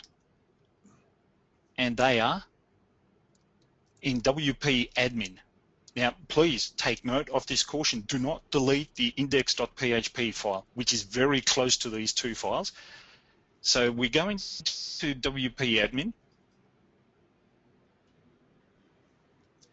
and you see down here, you've got index, install helper, and install. Well, once you've got it installed, do you need to have the install file anymore? And do you need to have the help anymore? No, but they are good pathways for them to get in. So we just highlight those two, install and install helper, and get rid of it. Making sure you do not get rid of index.php. It's going to cause all sorts of havoc for you. Now, that's your cPanel done. Okay, now let's lock down WordPress. This is where the juicy bit starts. All right. First, we need to delete the admin user. Now, let's log in. I'm going to close down cPanel because I don't need it anymore.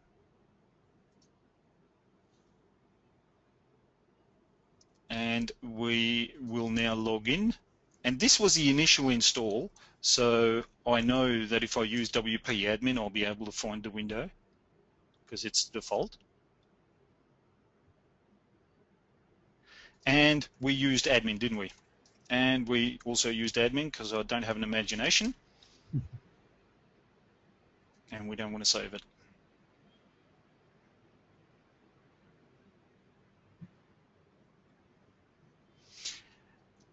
Now, here in this case, you could straight away update. I'm going to let it do it simply because the plugin is updated to the latest version and I don't want it to have a conflict. I just want to make sure that I'm on the latest version. And you should always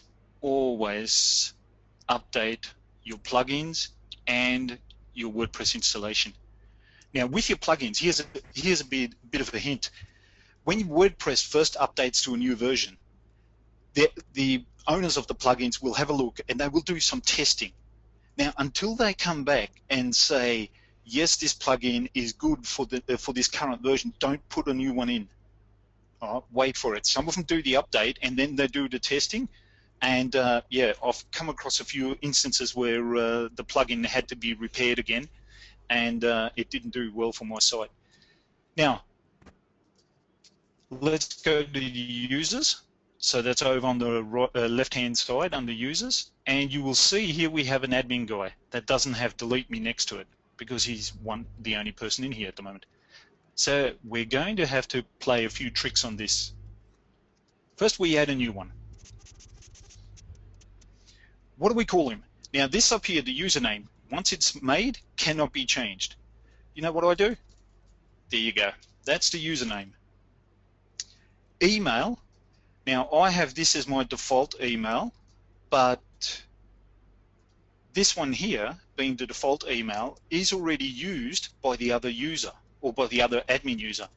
And you cannot create a user with the same email address. So even though it doesn't exist, I just put a number 2 in there for the moment. All right. First name. Now, here's where you can get really tricky.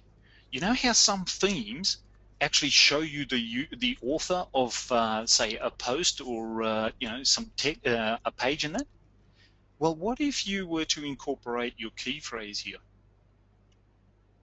So, what if you were to say, you know, global domination, if that's what you're doing, yeah? And then obviously have a website here, testbed, they'll do. Now, passwords. I'll show you how easy it is to get a password. On the top right hand, you'll see me clicking on my one password. There's a little symbol here that says password generator.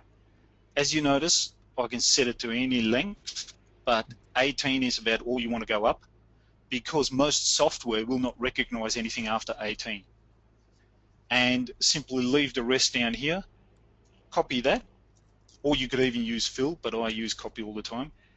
And for a simple reason, now that I've got it and it tells me it's a strong one, I straight away go over and click here by my password and record it. And I come into here and I copy and record what my username is. Because if you're making it this secure, there's no chance you're ever going to guess it, is there, Ken?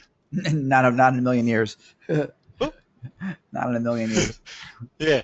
Now, for safety, in case you forget to do those 2 steps, is you can say, send it to me using this email account. But because it's a fake one, it'll never reach there, so I never even bother about that. And then make sure that you set it as administrator. And then click add new user. So Wolfie, when you do your email, you're By the way, I worked it out. Well, Yep. Wolfie, when you put in your email in, you're using a fake email address all the time, or are you just doing that for this demo? Well, the email address that you see at the top here for the admin user is the one that I use for all my websites to send the admin rubbish, right? Okay. So you are going to use a real. Because I want to use I'm going to use a real one. Okay. Because you can't use the same one twice. Okay. Yeah, I have to amend it in just a moment. Okay, no problem. Okay, gotcha. So now there's 2 users here, but this one has a delete, and he's the one I want, and this one doesn't have a delete. And Ken will let you know that means we need to log out. Exactly. Remember we talked about Isn't that that last. right, Ken? Remember we talked about that last time, Cindy. So exactly. Yeah. So now we need the information. So we quickly get the username. And by the way, you guys, And if you have if you have one password or RoboForm or whatever, all you need to do is put it in once, and RoboForm can remember it for you, so you don't have to remember it on your own. Yeah. Actually, I'll put it in there now because it's asked me again, and I'll say save. All right. And what Ken was talking about is now I can log out. I'll just show you. Come on, get out. Don't want to be there anymore. Okay, now I can simply click up there, and there you go. It's filled in automatically. Fills it in automatically for me every time I come back now. Yeah. And there's, it's beautiful, isn't it? It's so easy. It's great. Okay. Now we go back to the users, because now we're actually the new user. And as you can see on the top right hand here, it says howdy global domination. And now the admin user has to delete, but the current one doesn't. So we delete that one. And we say attribute all posts to global domination. Sometimes you might have more users. That's why it gives you a drop down. And if you delete all the posts, you lost all the content that admin posted. So make sure you attribute those posts to whoever you. Yeah, don't just be careful about that. Yeah, if you don't attribute them to the new user, that's it. They're gone. That's right. Because it totally wipes that user and anything that user has done from the database. Yep. Now let's edit this user and fix up this email address so that it is a true email address again. And because I don't like black, I'm going to select that and come down here to the email and fix that up. And here you have the option of selecting any combination of above. I definitely don't want to show them this because then I'm showing them what my username is, and they can then again put that in the top part when they log in, and then only have to figure out the password.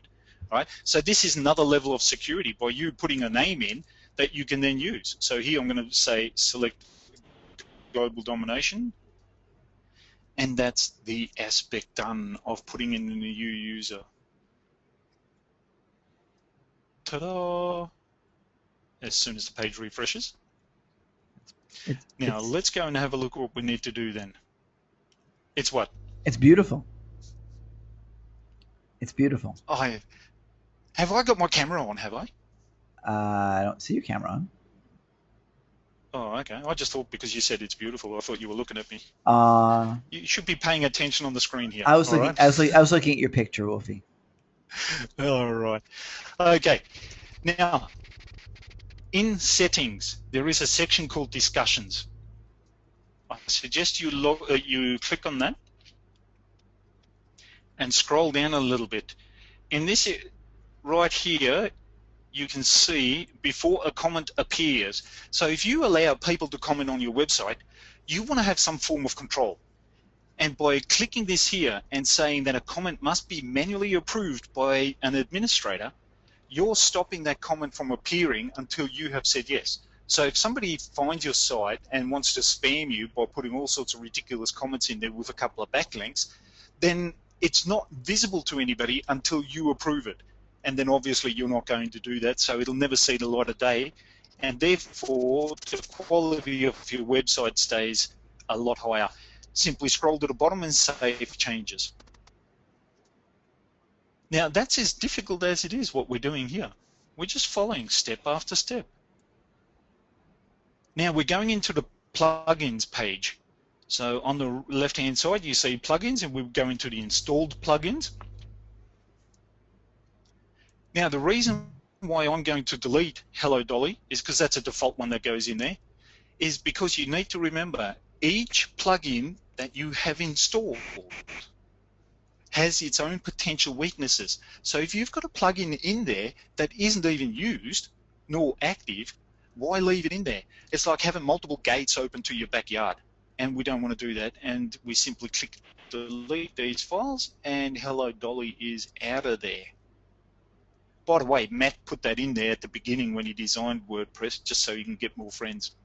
Well, that's my idea anyway. Okay, now we need to set permalinks, and they're in setting right at the bottom. Now, the reason we need to set permalinks is because of the way the security actually checks the individual pages. But on top of that, it is also a good SEO feature to do this, because currently the default says your page is called P123 as an example, right?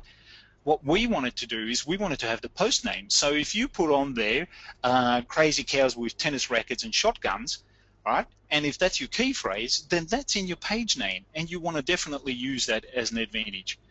So once you click there, it comes up to here, and then simply click the custom structure and say you're going to use that, and then save changes.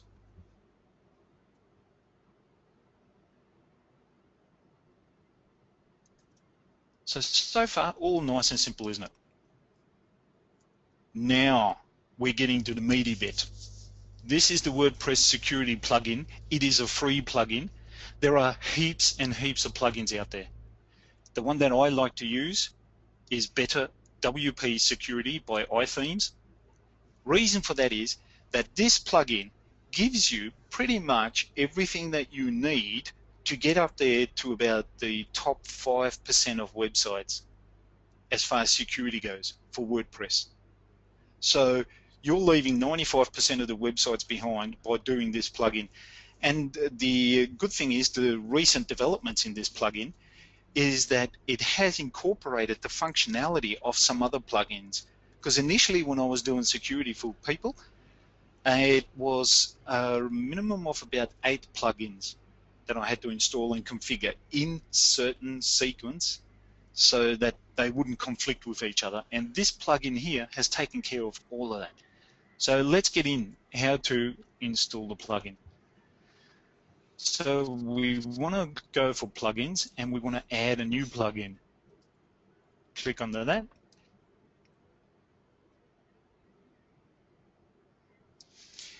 And if you have it already on your system, like you might have had a downloaded copy, you can use upload, but we need to find it first.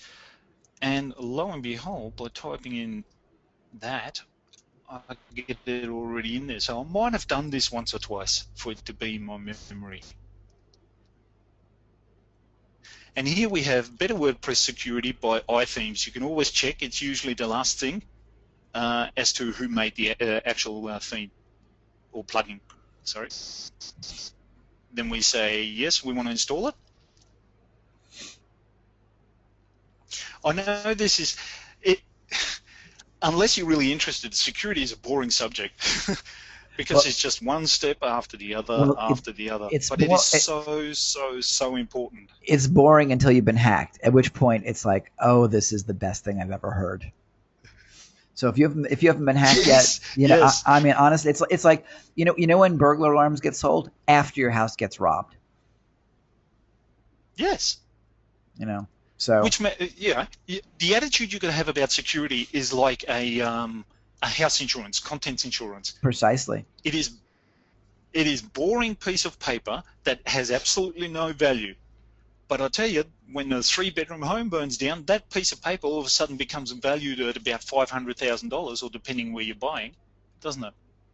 So it's very important. And look, if your website is hacked, there's some pretty awful images and content that gets put up there. Yeah, I was going to show you some sample images, and I thought they're really too disturbing. Yeah, you don't need to do that. You don't need to do that. But the worst part is when they'll do it, and they'll do it in a fashion that either your site just doesn't load, or I mean, there's even hacks where they'll just have it really loading slow, and it just doesn't perform right. We've had that where the site still works, but it works so badly that it's this, it's awful. So there's different elements of where it's going to mess you up. Anyway, so are you guys doing okay? Let's just do a quick check-in with everybody. You guys doing okay? Has this been helpful so far? Yes, thanks. Yes, it's great. Thank you. Okay, cool. All right, let's keep going. Let's keep going. I'm doing my best to keep it nice and simple, step by step. So there's definitely not going to be an issue if you just follow the steps through this. Pause the video when you watch it back, and then do it.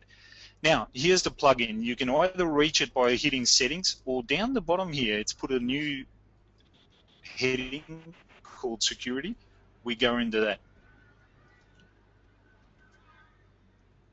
Now, because this has recognized that I don't have a database backup yet, it's suggesting that I do one. So let's just click it. And it's going to store that on the actual hosting account. And then let's just go further. Now, the next question it asks us, do you want it to do a basic secure, or do you want to do it in your own configuration? Please tick the one with your own configuration at the bottom, because we're going to do a few things that are above and beyond the simple secure. Now, here's your answer for this website, or my answer for this website. Red is bad. Yellow I can adjust if I want to. Blue is an optional, and green is secure. There's not much green there, is there? Yeah? No. Implement. You're not enforcing strong passwords.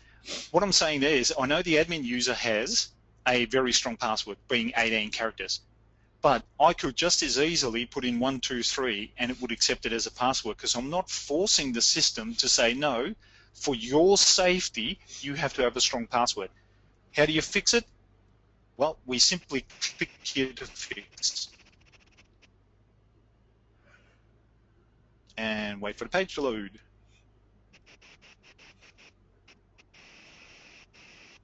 Here we go. All right. Enable strong passwords for administrator. Save changes. However, if you have a membership site, or you have some staff that access your website, you will at some time need to. So what we do is we select the editor, we click off the selection, unclick, click off, and click it on again. The reason why you have to unclick and click back on again is because for some reason in Firefox it will not recognize that the tick is already there. Okay, so then we go through author, and each time we make sure that we save the changes. Then we do contributor,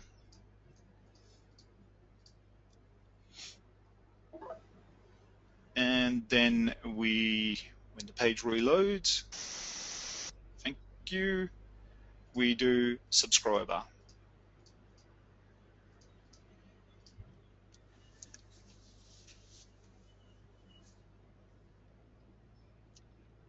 Okay, once we've done that, we scroll back up to the top and we click on dashboard.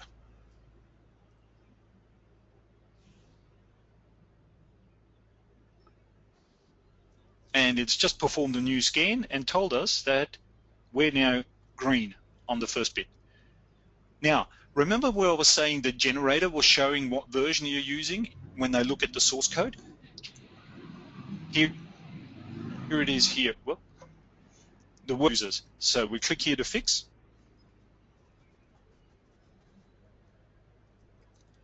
And if you're thinking that it's a case of click here to fix all the way down, it's not. There's a few that we don't touch.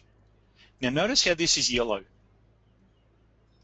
The company iThemes has done a lot of testing and has found out that the ones that are marked in yellow will or could have a conflict with some third-party applications or some WordPress themes and or plugins. So if you come up to a yellow one, read first, and if you don't know whether your blog has integrated external XML-RPC services such as Flickr, talk to your web designer. He will be able to tell you. I tick all three and leave it at that. Now we go back up to the top and do the dashboard again. By the way, if anybody has a question, you're quite welcome to ask it. However, I'm not going to go continuously into questions because there is a fair bit to cover. Now, non-administrators can see all the updates. What it's saying there is, you know how sometimes you get notification at the top of your screen saying that this plugin is out of date or this version of WordPress is out of date? Well, you don't want your users, if this is a membership site, you don't want them to see it, because normally it tells them, you know, contact administrator to inform them of this. Well, we hide the theme updates, we hide the plugin updates, and we hide the core updates and save changes.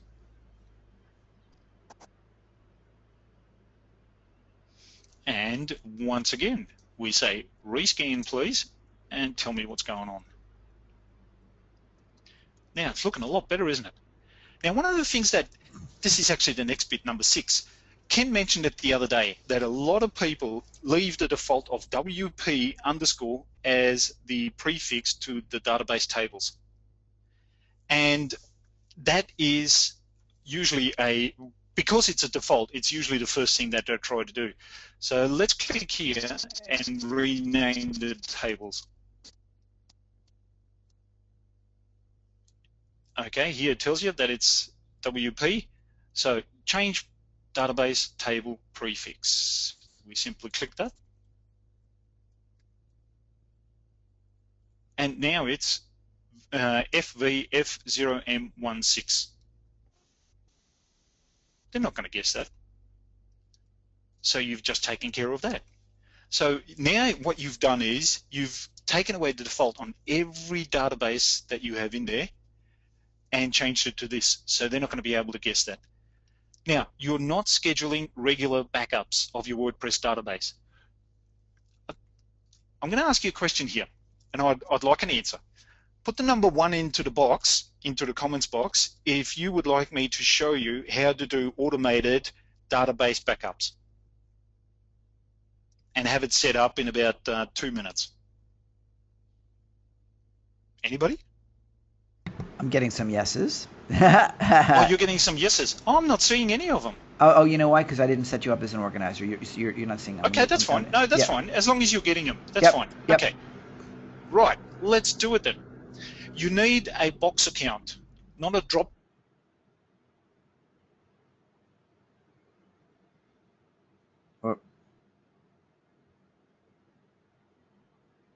Whoops, Wolfie. Sorry, Wolfie. We lost your sound there for a second. Yeah. Wolfie, go back about 15 seconds. Okay. I made you organizer so you could see these, and we lost your sound. So you started saying get a Dropbox account. Ah, okay, no problems. Yes, all right. You need to have a Dropbox account, but let's get started first in having a look at this aspect of what we need to do in here.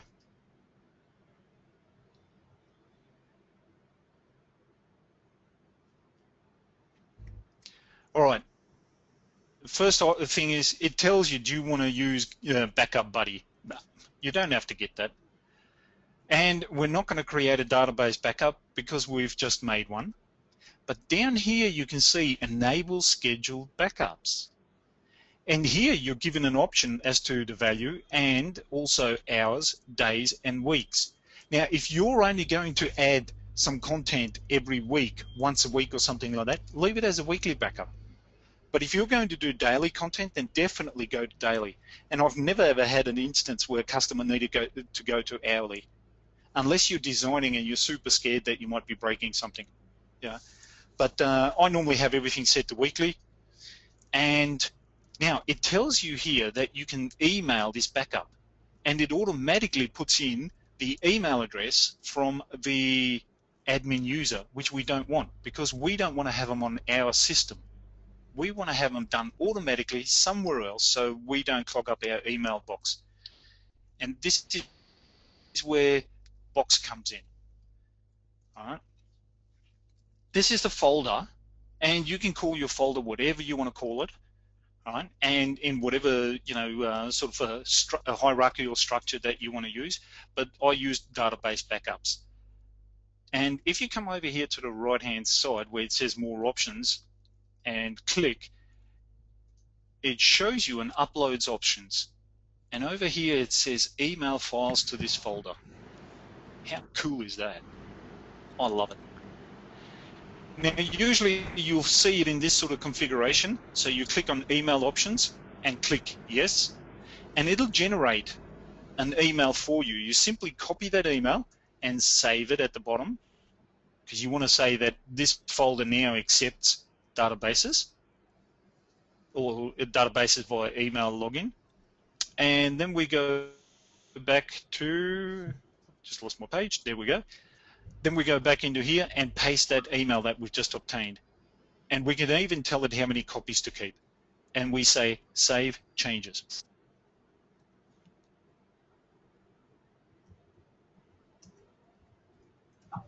Now, does this work? I've just got to wait for the page to finish loading. For some reason, it's still rotating. Okay. Does it work? Well, have a look at this. There's no files in there. I'll go into the folder itself. There's no files in there. Come back to here, and I'll say create a backup. And what it's doing now is it's creating the database backup, and it's emailing it to this email address that I got here. And yes, I had to do it, but I just wanted to make sure that you can see that the file will appear momentarily. Someone has uploaded a file. Look at that. Just come out of there and go back into there. There you go. There's your database. Now, I know I pressed create the database, but this here, the one and the weeks, and this enable schedule backup is going to make sure that it does it automatically. There you go. That's how easy it is for people to safeguard themselves. And if you want to go to a company down the road and get charged for it, yeah, go for it. I know a good one. Oh, I don't mind charging you. But honestly, this is a database backup, right? I don't want to make it sound or make you believe that I charge, $47 or $87 a month for this sort of service alone because it's automated. I also take complete WordPress backups and complete cPanel backups, which includes the email addresses and everything from the client. So there's a lot more that I do. All right, let's get back up to the top and continue. Did everybody find that helpful? And the answer is... And by the way, who's going to do this? The answer should be everybody. Who's going to do it, though? Yeah, I'm hoping so. And the answer should be all of you. This is automated backups. Yeah, yeah, this is mandatory, guys. Yeah. Now, your WordPress in the admin area is available 24/7. Yes, and I would leave that, because whenever you want to go in there, you don't want to have to come log in and then go into this plugin, turn that off, just so you can do your own amendments. I would leave that on. And as you can see, it's a yellow, and yellow means items in orange are partially secured. Turn on, more options to fully secure these areas. I leave it all the time. I don't change it. Now, you're not blocking known bad hosts and agents with Hack Repair.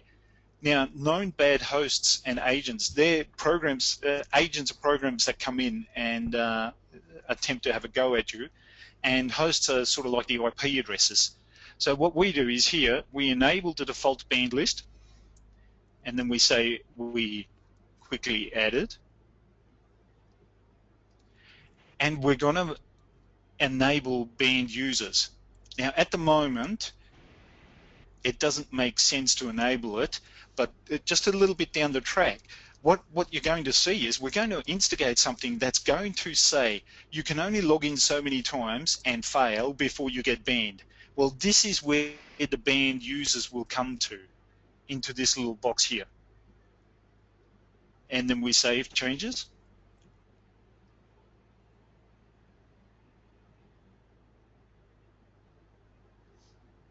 This is the thing that takes so long by doing this setup, having to reload the pages all the time.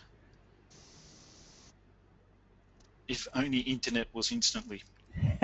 Your login is not protected from brute force attacks. Wouldn't it be good, Ken? Yeah, really.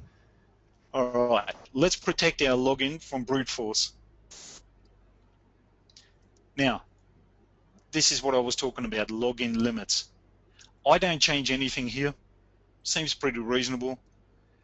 If you make a mess of it 3 times and get locked out 3 times, you shouldn't be attempting to get into the website, because you obviously haven't figured out the part where it says, forgot my password, or you shouldn't be a member. Now, initially, it's really handy to have this thing email you whenever somebody triggers this. But you know what? After a while, you'd be amazed how many attempts there are at your website. You'd be absolutely amazed. So I don't turn that on. I don't want email notifications, but by all means, go for it. Leave it on and simply enable it, and you'll be able to see how many people actually have a go at your website. Here, this is the big one. Admin area is not hidden.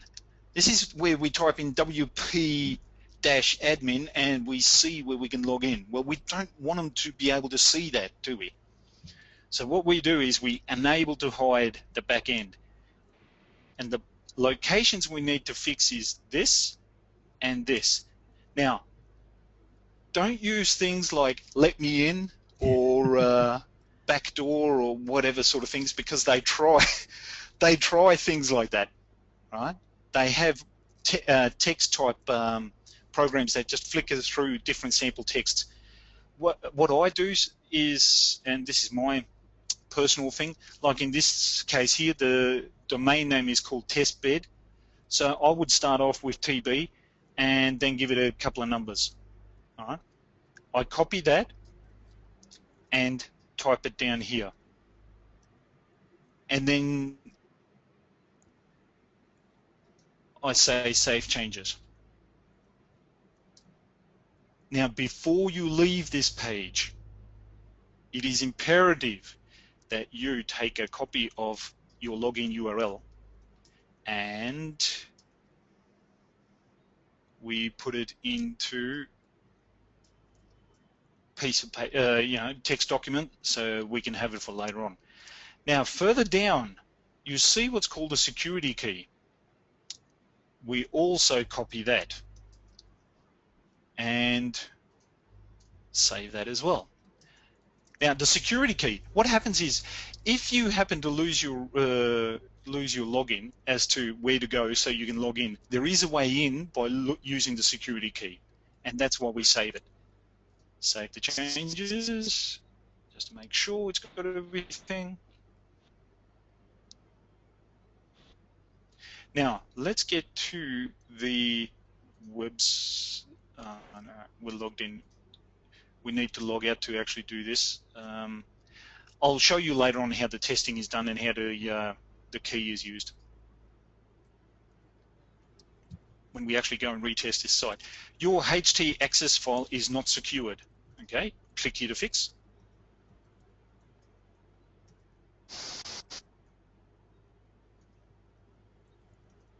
Now, as you can see, all of these are yellow. I always tick all of them, and so far have had no issues.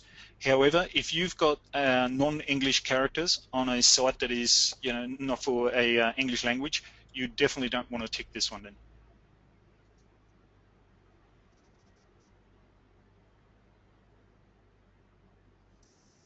Then we go back to the top, and once again go into the dashboard.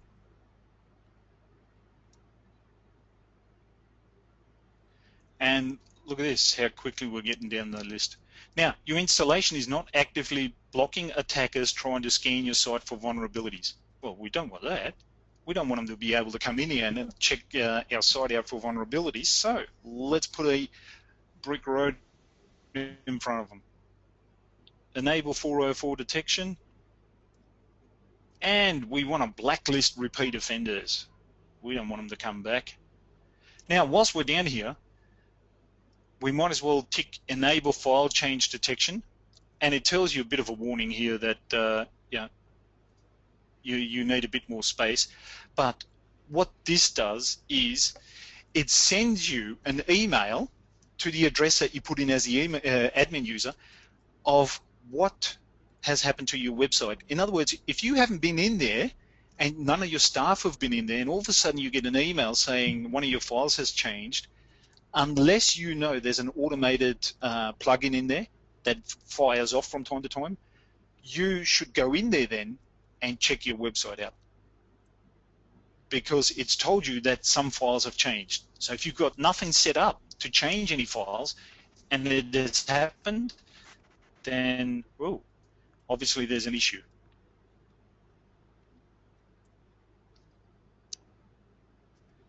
So back to dashboard.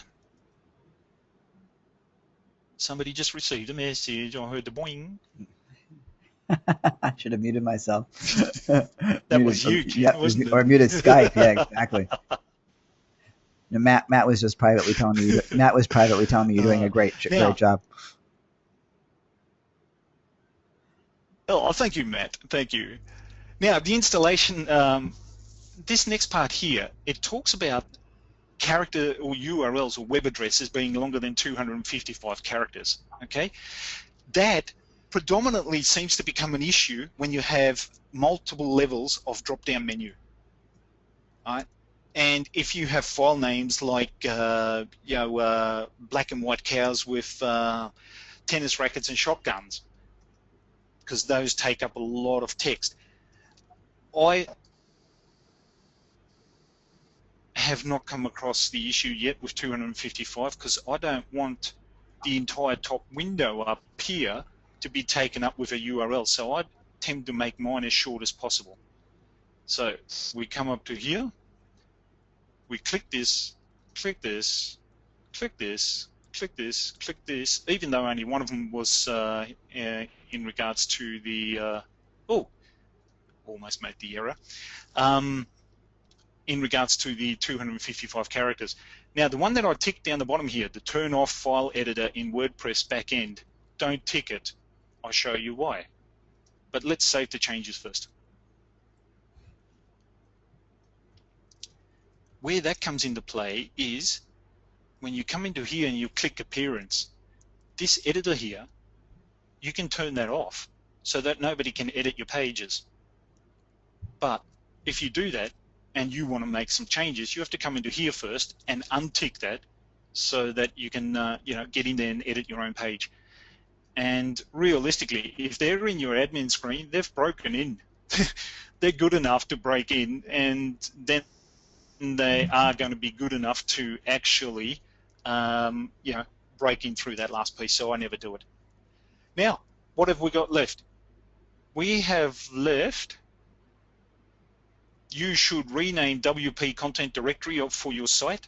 Do not touch. And you're not requiring a secure connection for logins. Do not touch. That's it.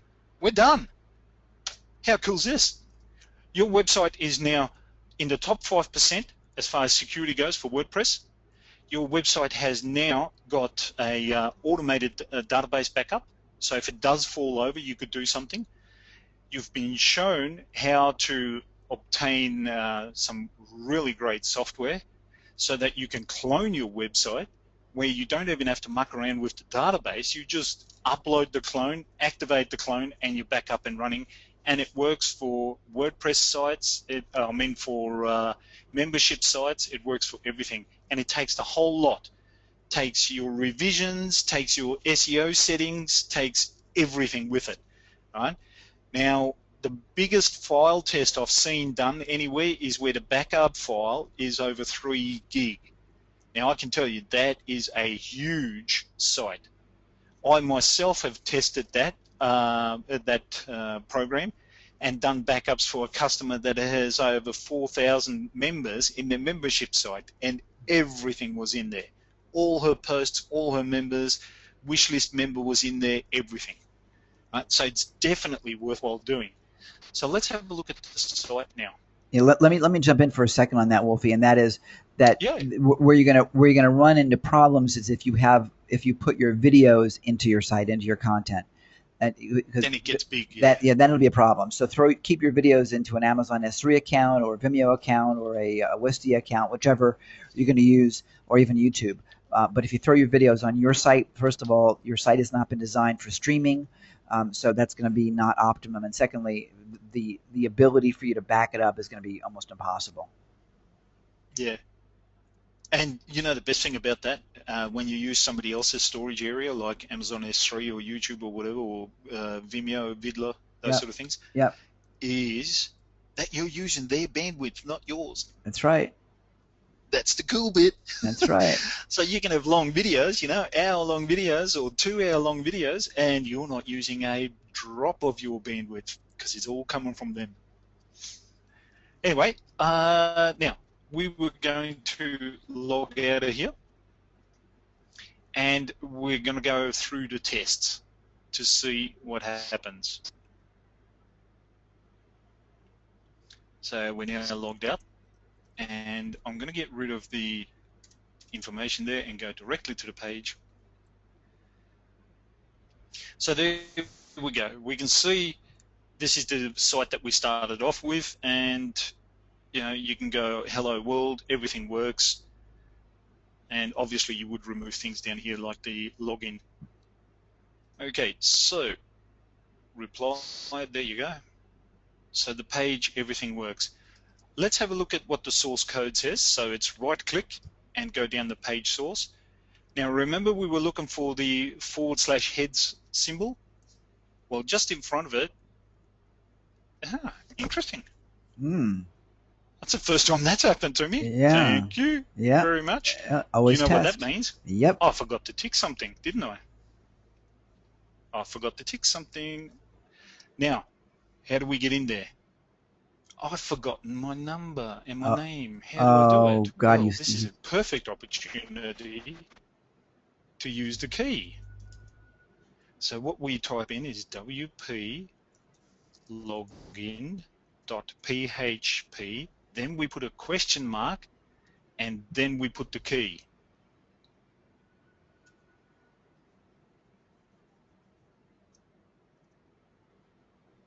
And if it doesn't make a lie out of me, it hasn't. Good. Then we simply get the details. It's always fun, isn't it, when you do a live one? Oh, yeah. And then we log in. And yes, I could have used my 1Password.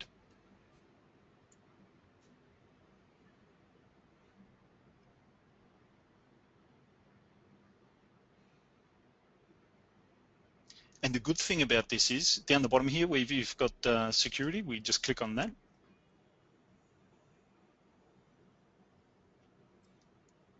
Now, remember I was saying before that you could add or tick the email notifications, and after a while they're just going to get boring, right? And you're going to wonder, how do you get to them how do you click here to fix this, is it gone, right? It's over here at the last tab, it's called tweaks. That's where you find all those that you can add it at a later stage. So let's go down here, protect files, filters.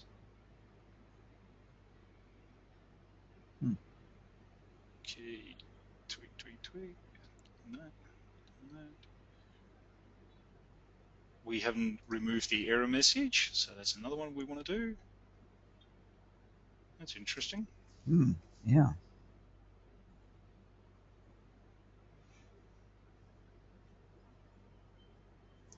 Worked less than an hour ago, and it's worked every other time so far. It only. Well, remember, we're having that Mercury retrograde thing. It's not you. It's the blogosphere. Okay. Yes. Yes. No. You know what it is? Tell you right now what it is. I know what it is. I came across this the other day. It's my cache. For some reason, my cache will not do it. So what we do is, put it in Safari.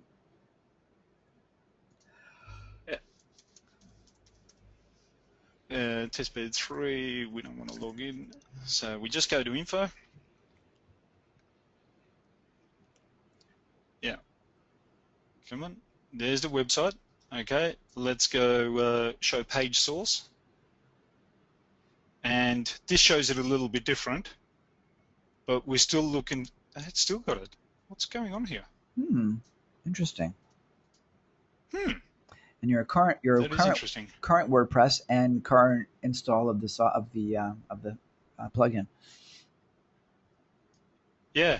Interesting. The plugin itself doesn't matter because it's protecting itself really well.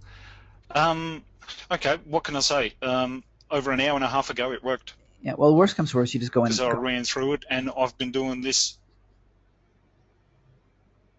Go in and what? Go in and edit it out. Yeah. It's PHP code. Yeah.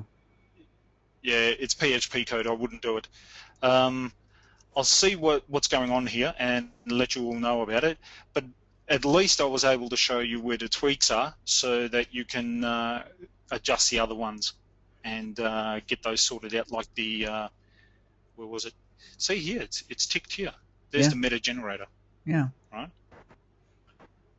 Well, you know what? Maybe changes. Maybe untick it and then tick it back again. Try that. Yeah, that's what I've just done. Yeah. I've just ticked it. Yeah. So let's tick it alone. That really ticks me off. Because this is the first time in years. Oh, that is so bad, Ken. That is so bad. Okay, let's refresh. And let's see what the page source shows us. It still shows it. All right, I'm going to have to dig into that, what it is. But the other day, what it turned out to be is my cache retained the information. All right, so let's, whilst we're on that page, let's test the WP admin, if I could type. And it doesn't show it. So let's go for,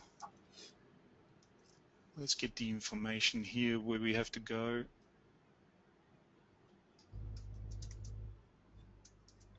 So we can get to the login screen, so I can show you that with the messages.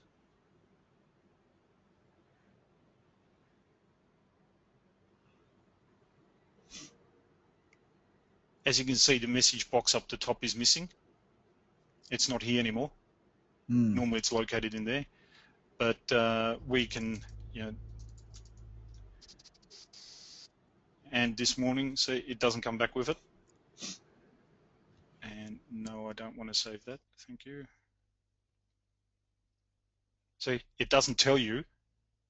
It just leaves a blank box, but it doesn't tell you whether the username was correct or incorrect. It just doesn't let you in. All right. So that test it is passed. Now let's go to readme.html.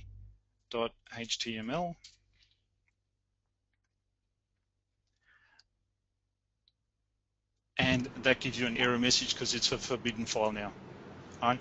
So the way the site is currently behaving, it has passed the admin login area is locked away. They can't find it, and even if they do find it, it doesn't tell them what the username is or give feedback on it, whether they've got the password correct or not. And the readme.html file is still, safe in that sense because it can't be seen. So, Ken, do you have anything that you might want to add to this?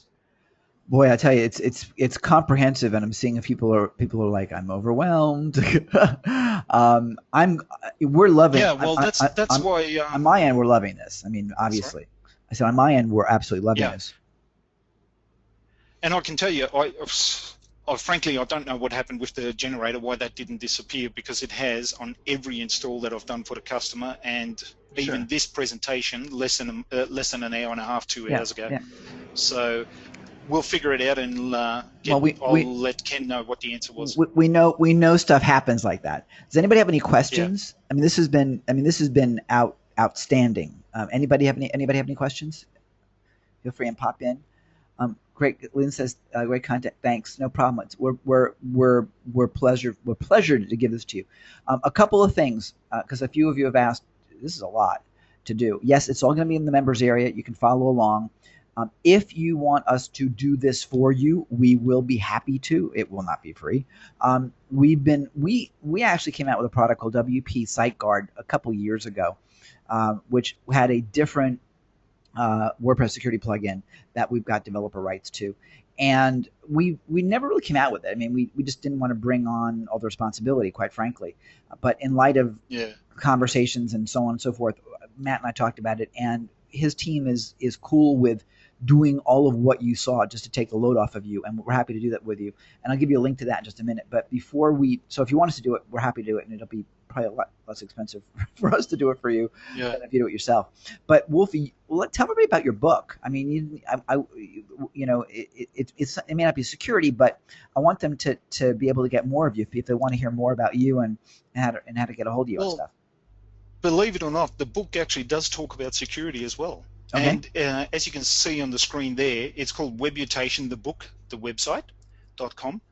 And there's 4 free chapters that you can get simply by putting in your name and your email address. And obviously you can also purchase the book from there. Now, the book itself is called Webutation, and it's designed to taking a company online successfully. It goes from the initial key phrase research all the way up to surveying your customers and doing the follow-ups and doing the tweaks to your website, as in regards to the feedback that you get from your customers. Because look, realistically, it's your customer that you need to please. You give them what they want, they'll come back to you all the time, as long as you stay in a trusted environment. You don't start being nasty to them, like continuously emailing them, spamming them, or anything like that. And there is also a Facebook page called Webutation the Book, strangely enough. Now, there is an upcoming competition, and you might want to be a part of that, because the grand prize for that is over $7,000 worth. Australian dollars for those that are overseas. I don't deal in American dollars. And what it is it is a complete reputation marketing setup for you, which is very comprehensive and assists you in getting your name out there as a trusted company in your niche and make you the leader. And it is also a one-on-one with me for 1 hour to go over your current online entity and offer suggestions depending on what you tell me your goals are. So that's over $7,000 worth. If you go to the website, I'm going to be posting the rules up there in the next, probably next few days to a week and a half, and then the competition will kick off probably towards the end of the month. What it is I'm going to offer cryptic clues as to where I am, textual clues, and the first person to guess where I'm standing, because I took my book on a bit of a round the world journey, and it was very keen to jump into my hand every time I was near a touristy type attraction. So I've got lots of photos for it, and the first person to guess where I'm standing with the book gets a copy of the book and also gets put into the draw for the major prize, and everybody else that guesses it afterwards for the same photo, obviously, will also go into the draw and I have currently 18 photos that I'm going to use. Now, be aware that some people might guess it wrong, so don't just follow somebody else in front of you. Because I'm not going to say whether the person got a book. I'm just going to note down their details, and they go into the draw. So that's how it is, Ken. I mean, it's what, over 200 pages long, the book, and yeah, it covers so many different aspects. There is even social media in there. I have an interview in there with a very good Facebook expert, also a copywriter expert. Because even though I do copywriting myself, I thought, well, why not get somebody that makes a living out of it, specifically copywriting, instead of me offering it as a service as part of my business. So you've got experts in there, and a lot of details from me. There's so many hints, tips, and tricks.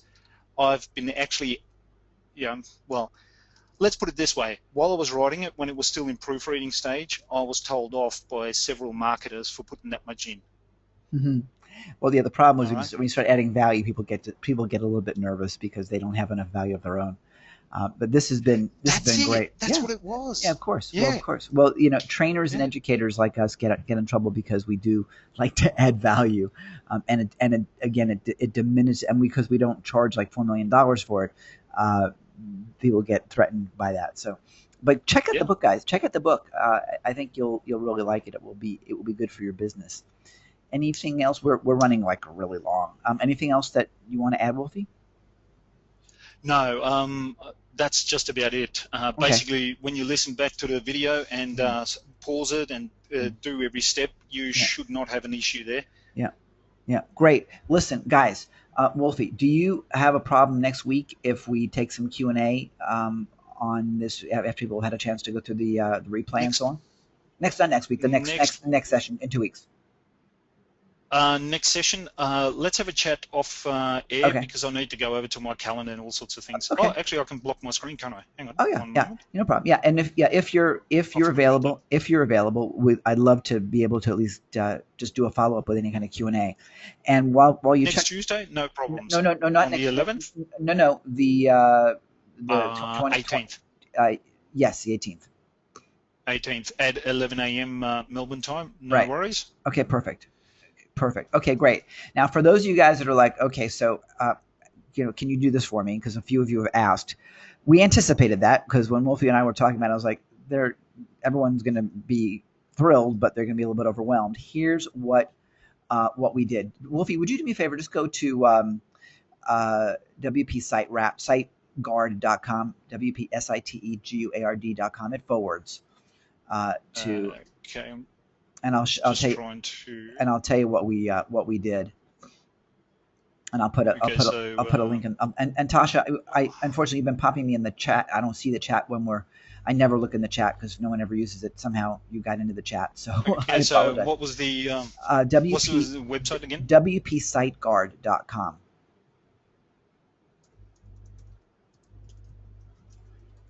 And I just tested that, and it should work. We did this like last night, so it is not a perfect website at all, but we did it just for you guys for the next 24 hours. We're gonna go out with there it is. It's gonna load. We went out with and there's a cute little video. I did this like a couple of years ago, honest to God. So you probably want to stop the video. The video is kind of cute, so you should watch the video just for entertainment value. In any event. We're going to charge $297 for WordPress security setup, kind of independent of just regular site setup. For you guys, Matt's team will do what you saw Wolfie do, plus some other things that are on this page. And wow, this is not looking the way I set it up earlier. Anyway, so it looks like it looks terrible. So clearly this is not a site that we spent a lot of time on last night to get ready for you all. But internet goblins. It looked beautiful when I looked at it. I don't know what's going on right now. Very. It's like you and I. Like, it's really weird. In any event, here's the thing: when you click on Add to Cart, it's going to show a $297. In fact, go to Add to Cart on that. Okay. But we'll do it for you for $97 when you order within the next, looks like 9 hours and 31 minutes. I thought we were giving everybody 24 hours. This is weird. I gave it a full 24 hours. I edited the whole thing, and you're looking at a completely different version. That is weird.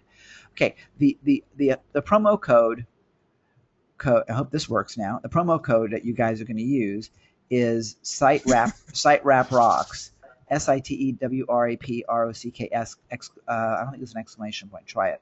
Try it. It may be. Let's see if it's case sensitive. Try that. It gives you $200 off. No. Okay. Try No, S. Try it with a capital S, a capital W, Yep. and a capital R. SiteWrap rocks. And try that. See if that works. There you go. Okay, thank you, Jesus. Okay, so that's the promo code. Okay, SiteWrap rocks. Mark, Something went right. I know, amazing, right? So if you want to do it, it's $97. I'm not even sure if there's a proper thank you page set up yet. But if you want to Give do me it, your credit card details. I'll put it in and test it. yeah, there you go. Thank you. So anyway, if you want us to do it, we'll be happy to do it. When the order comes through, Matt will email you back and get your basic information so we can get in and get started with it, and we'll do it for you. It'll take us a couple days just to process through, because I'm sure there'll be a few of you that want us to do that for you. But we'll be following Wolfie's steps plus some of our own special juice with the plugin that we use as well. So you'll kind of get the best of both. Yeah, like I said, it was a basic setup, but it pretty much gets you up there. No, you did great. I mean, it's terrific. And there's things, Matt was watching. He's like he's made a couple of notes as well. So, like I said, if you want us to do the work for you, we're happy to do it. You guys will not pay $297. We will charge others that much because it takes time, and there's obviously an element of risk. It does. Yeah. Now, by the way, the guarantee thing on that needed to be edited too. Since we're doing work on it, this. It's like it's not a digital product or something. It's actually work being done, and kids have to get paid. So we're going to guarantee that we'll do the job right for you, and we'll go back and we'll fix it if there's anything that you're not happy with. But that's the guarantee that we're giving you all on that, just to be clear. Again, this is something we did through the middle of the night last night, and it is not normally the way we like to do things. But I wanted to make sure you had the option if you wanted to get started right away and don't have the time to do it yourself. The kids do. And Matt has to update some of the things because the kids that do it, just so you know, the school that Matt and his wife run, the kids are hearing impaired. And that's the nicest way of saying deaf. Everything we got to give them has to be in visual, not auditory. So it's cool. It's really cool to be able to have them and get them set with us. And we're actually have 2 people now that are apprentices on our staff, so it's kind of cool. So if you want us to do it, we're happy to do it for you at wpsiteguard.com or totalpreneur.com/WP-SiteGuard. Easier. I just want to say something on that, Ken. Yeah. It's only $97. Geez, that's nothing. Yeah. Right. And even at $297, it'll be worth it, because I can tell you, if anything goes wrong during your security install, and you make a mess of something, especially when you're mucking around in the code and deleting files, it is absolute murder to get it fixed up, and usually it costs you a hell of a lot more. It's almost like I've seen websites totally destroyed. There was nothing savable because somebody attempted to do their own security. Yeah, we're going to they had to start had to get build a new website to get going. Yeah, obviously we're going to back you all up before that happens because we're not going to take any risks. But again, you know what you're doing, though. We know what you're doing, and that's why I wanted just to do it for $97. It's like it's kind of a drop in the bucket to do that. We will charge at least $297 for SiteGuard as it goes, just because it makes sense. It's for you guys, your family, and we want to take care of you and protect you. And so that's just kind of the scoop. So if you want us to do it, we're happy to. If you want to do it yourself, have at it. I'm totally cool you're doing it yourself, but don't come back to us and ask us to fix it, because that's a lot of work. Trust me. And we've had a lot of time up with my staff trying to fix our own stuff until recently was not properly protected, because the shoemaker on the shoes. So either way you want to do it, it's absolutely fine. This will be posted in the members area, so you can completely do it yourself. This was not designed to be a pitch fest. This was designed to train and educate you and give you the power. So that's a scoop. One other thing before I forget, Cindy Paris, stay on the line with us as after this is over. I want to go private with you for a second with Matt to solve your issue, which is unrelated to SiteWrap, but very much related to your hosting matter. So we'll see if we can help you with that. And Matt, anything you want to add on your end?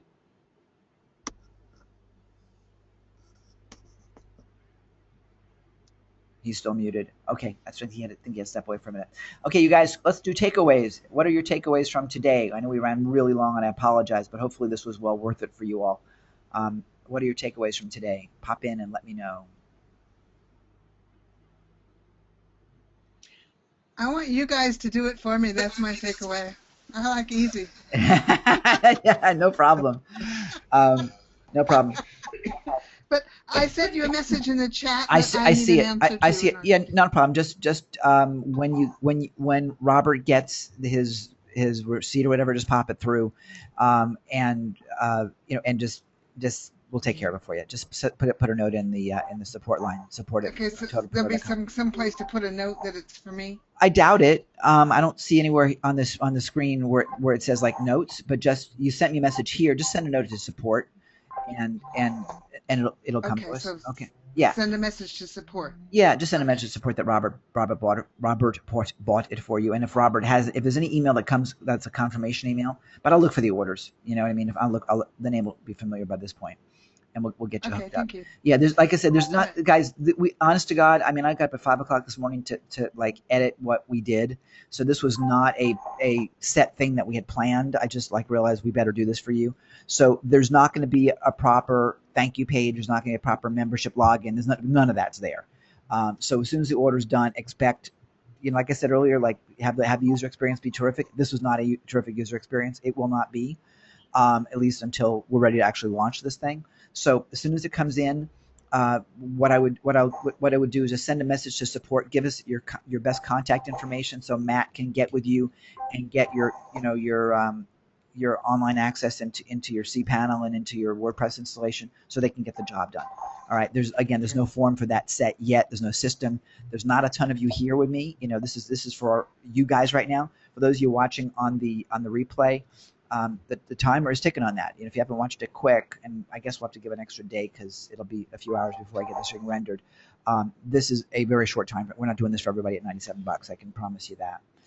So if you've missed that, I apologize. Okay, so let's do takeaways. Any other takeaways, you guys? Guys, you're all so quiet. You're all so quiet. Great content, fabulous content, and I got my questions answered in the beginning too. Great, thanks, Chi. We're happy to do that with you. Anybody else? Yeah, I learned something about security. Yeah, I learned a lot about security still. That even though it works, it doesn't work. Yeah. That was embarrassing.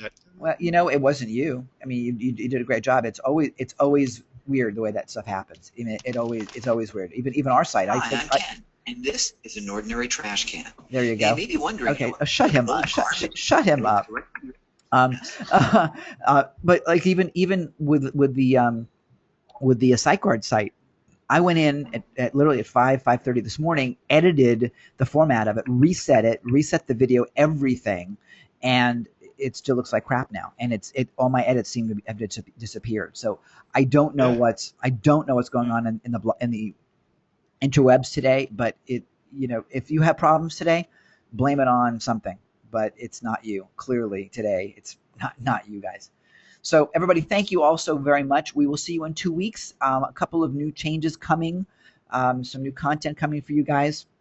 As always, please feel free and pop us your questions. Your suggestions are very valuable to us. I appreciate you all very, very much. Wolfie, let's give you another hand. Thank you so much. Great job. It was a pleasure. Yeah, very, very, very helpful. Matt, are you still there? Matt had to attend to a personal thing, so Cindy, stay there for a second, or just give me your Skype, and I'll get you guys hooked up, and we'll sort you out. For you guys, if you're having web problems, Cindy, is it okay if I tell everybody just briefly what's going on with you? Sure. Okay, cool. I mean the stuff that I can tell. I'm not going to talk about the the cows and tennis rackets and whatever else you're doing on your part time. Cindy has her site hosted with WP Engine, and while WP Engine is known to have really super fast WordPress hosting, they don't have a cPanel, which is one reason why we don't use them, because there are things that no. I know. I mean, I'd love to use them. They're super cool. They're really fast, but without a cPanel, it is a problem for us. Anyway, Cindy is also using Wishlist Member, which we use, which manages our membership site, and for whatever reason, she's having massive problems with them. Her site's loading in like 20 some odd seconds. It's a mess. So I got an emergency text earlier. Well, earlier it was like 3 o'clock in the morning for me, from Gina, and she's like, "Can you help Cindy out?" So we're going to talk to Matt about moving your site over to who we use, which is siteground.com, because we're pretty happy with them, and their support's pretty good. Their support is email support. They do have a phone ability too, but really it's all email. And their email support, they respond like within minutes. I mean, I'm not talking like 80 minutes. I'm talking like 3 minutes. It's pretty great. So we're happy with them. So we need to have Matt determine just how much of your site is to be moved in terms of what it would cost for us to do it for you. But considering that we moved all of our sites from one of our Bluehost accounts, I mean, that was a lot of stuff to move. Matt is the guy that did all that, so I want to make sure that the two of you hook up, and we'll let him take a look at what's involved and what you can expect, because I wouldn't begin to, I won't get into his world, because it's his world. So but I know he just sent me a message. He had to step away for a few minutes. So just get Cindy, get me the best way to reach you, and I'll get Matt directly with you shortly. Okay. Okay. And if anybody else is having problems like that, we're happy to help. Let's put it that way. We're adding more and more done for you stuff. We're adding a whole ability to build funnels for you guys. That's not cheap, by the way. That's a lot of money. Where we'll design the funnel, get the pages designed, implemented. I mean, the whole shoot and match. So there's a lot coming down the pike for all of you as you want to build your businesses, because we're recognizing that nobody wants to do it themselves anymore, which is great, because that's more business for us, and that's really where we're developing in addition to the new education. So it's pretty exciting. Okay, everybody. Thank you, Cindy. Do you have if you have a Skype, just stick it in the. Oh, hang on a minute. I didn't see the question box. Let me see. I can't get to the question box. Oh, okay. Well, lovely. All right. Okay. Well, then you know what? I'll just. What's that? In the chat. Yeah, stick it. Put it in the chat. Okay, I'm looking. See if it's if I can find it here. Oh, there you go. Okay, got it. All right. That's right, because you can do chat. I don't ever do that chat thing. So people will send me messages. Poor Tasha was sending me messages, and I'm like, I didn't see a thing she gave me. And Tasha's asking, we're officially done here, but I want to just sort of try and get this. If Tasha's still here, Tasha's getting. You are here. Okay, great. So she put in the chat, and I don't know the answer to this. Wolfie, you may know the answer to this. CMalt, SEMALT.com is sending visitors to her site. If they land on one page and bounce off, I'd like to know how to make sure they don't crawl my site. I've checked them and they're a nuisance. Yeah, I don't want people coming to your site and bounce off either, because that's going to mess up your Google stats. Is there a way to restrict a site referral? Yeah, you can use the block agent aspect of it. Or you can put a robots file into the actual root directory and have the agent or the IP address named in there, and then it basically says, hey, you don't have rights in here, out of here. Cool. Okay. So hopefully. So where do I find that? How do I get that information? I would strongly suggest that you use Matt. Yeah. yeah. When it comes to tech stuff, guys, first of all, I have a team which allows me to be stupid. That means I can just point and say, go talk to him. I have no idea. Truly, I'm good at a lot of things, but I'm not going to represent myself as being the king of tech, which is why I have a team, and why every one of you should have a team as well, to some degree. Yeah. So anyway. All right, so we'll just again send us a message in support. We'll pass that on to Matt, and if there's stuff that we need to do for you guys, I'm not looking to do this as a sales pitch. I'm really not. But obviously, if you need some help, if you have someone on your own tech side, use them. Definitely use them. I'm not looking for. We have enough work to do on our own end, believe me. But I also don't want to leave you hanging. So, there you go. Okay. Anything else, you guys? Wonderful. That's good. Thank you. Okay, my pleasure. Everybody, thank you all so much. I love you all for being here. My God, it's almost 3 hours. If the person that's listening to this on the replay, who was you went longer than you promised, or you said in your thing, if you're upset, I'm sorry. Don't listen any longer than 2 hours. Someone actually did. She was really upset that we went long, and I was like, okay, all right. And I gotta go. I got a meeting like in 10 minutes. I'm not even like dressed for it yet. So I will see you kids later. Thank you all so much. Cindy, stay tuned. I'll be with you in a minute. Bye, everybody. Thanks again, Wolfie. Bye-bye, Ken. See ya. No problems, Ken. A pleasure. Okay, bye.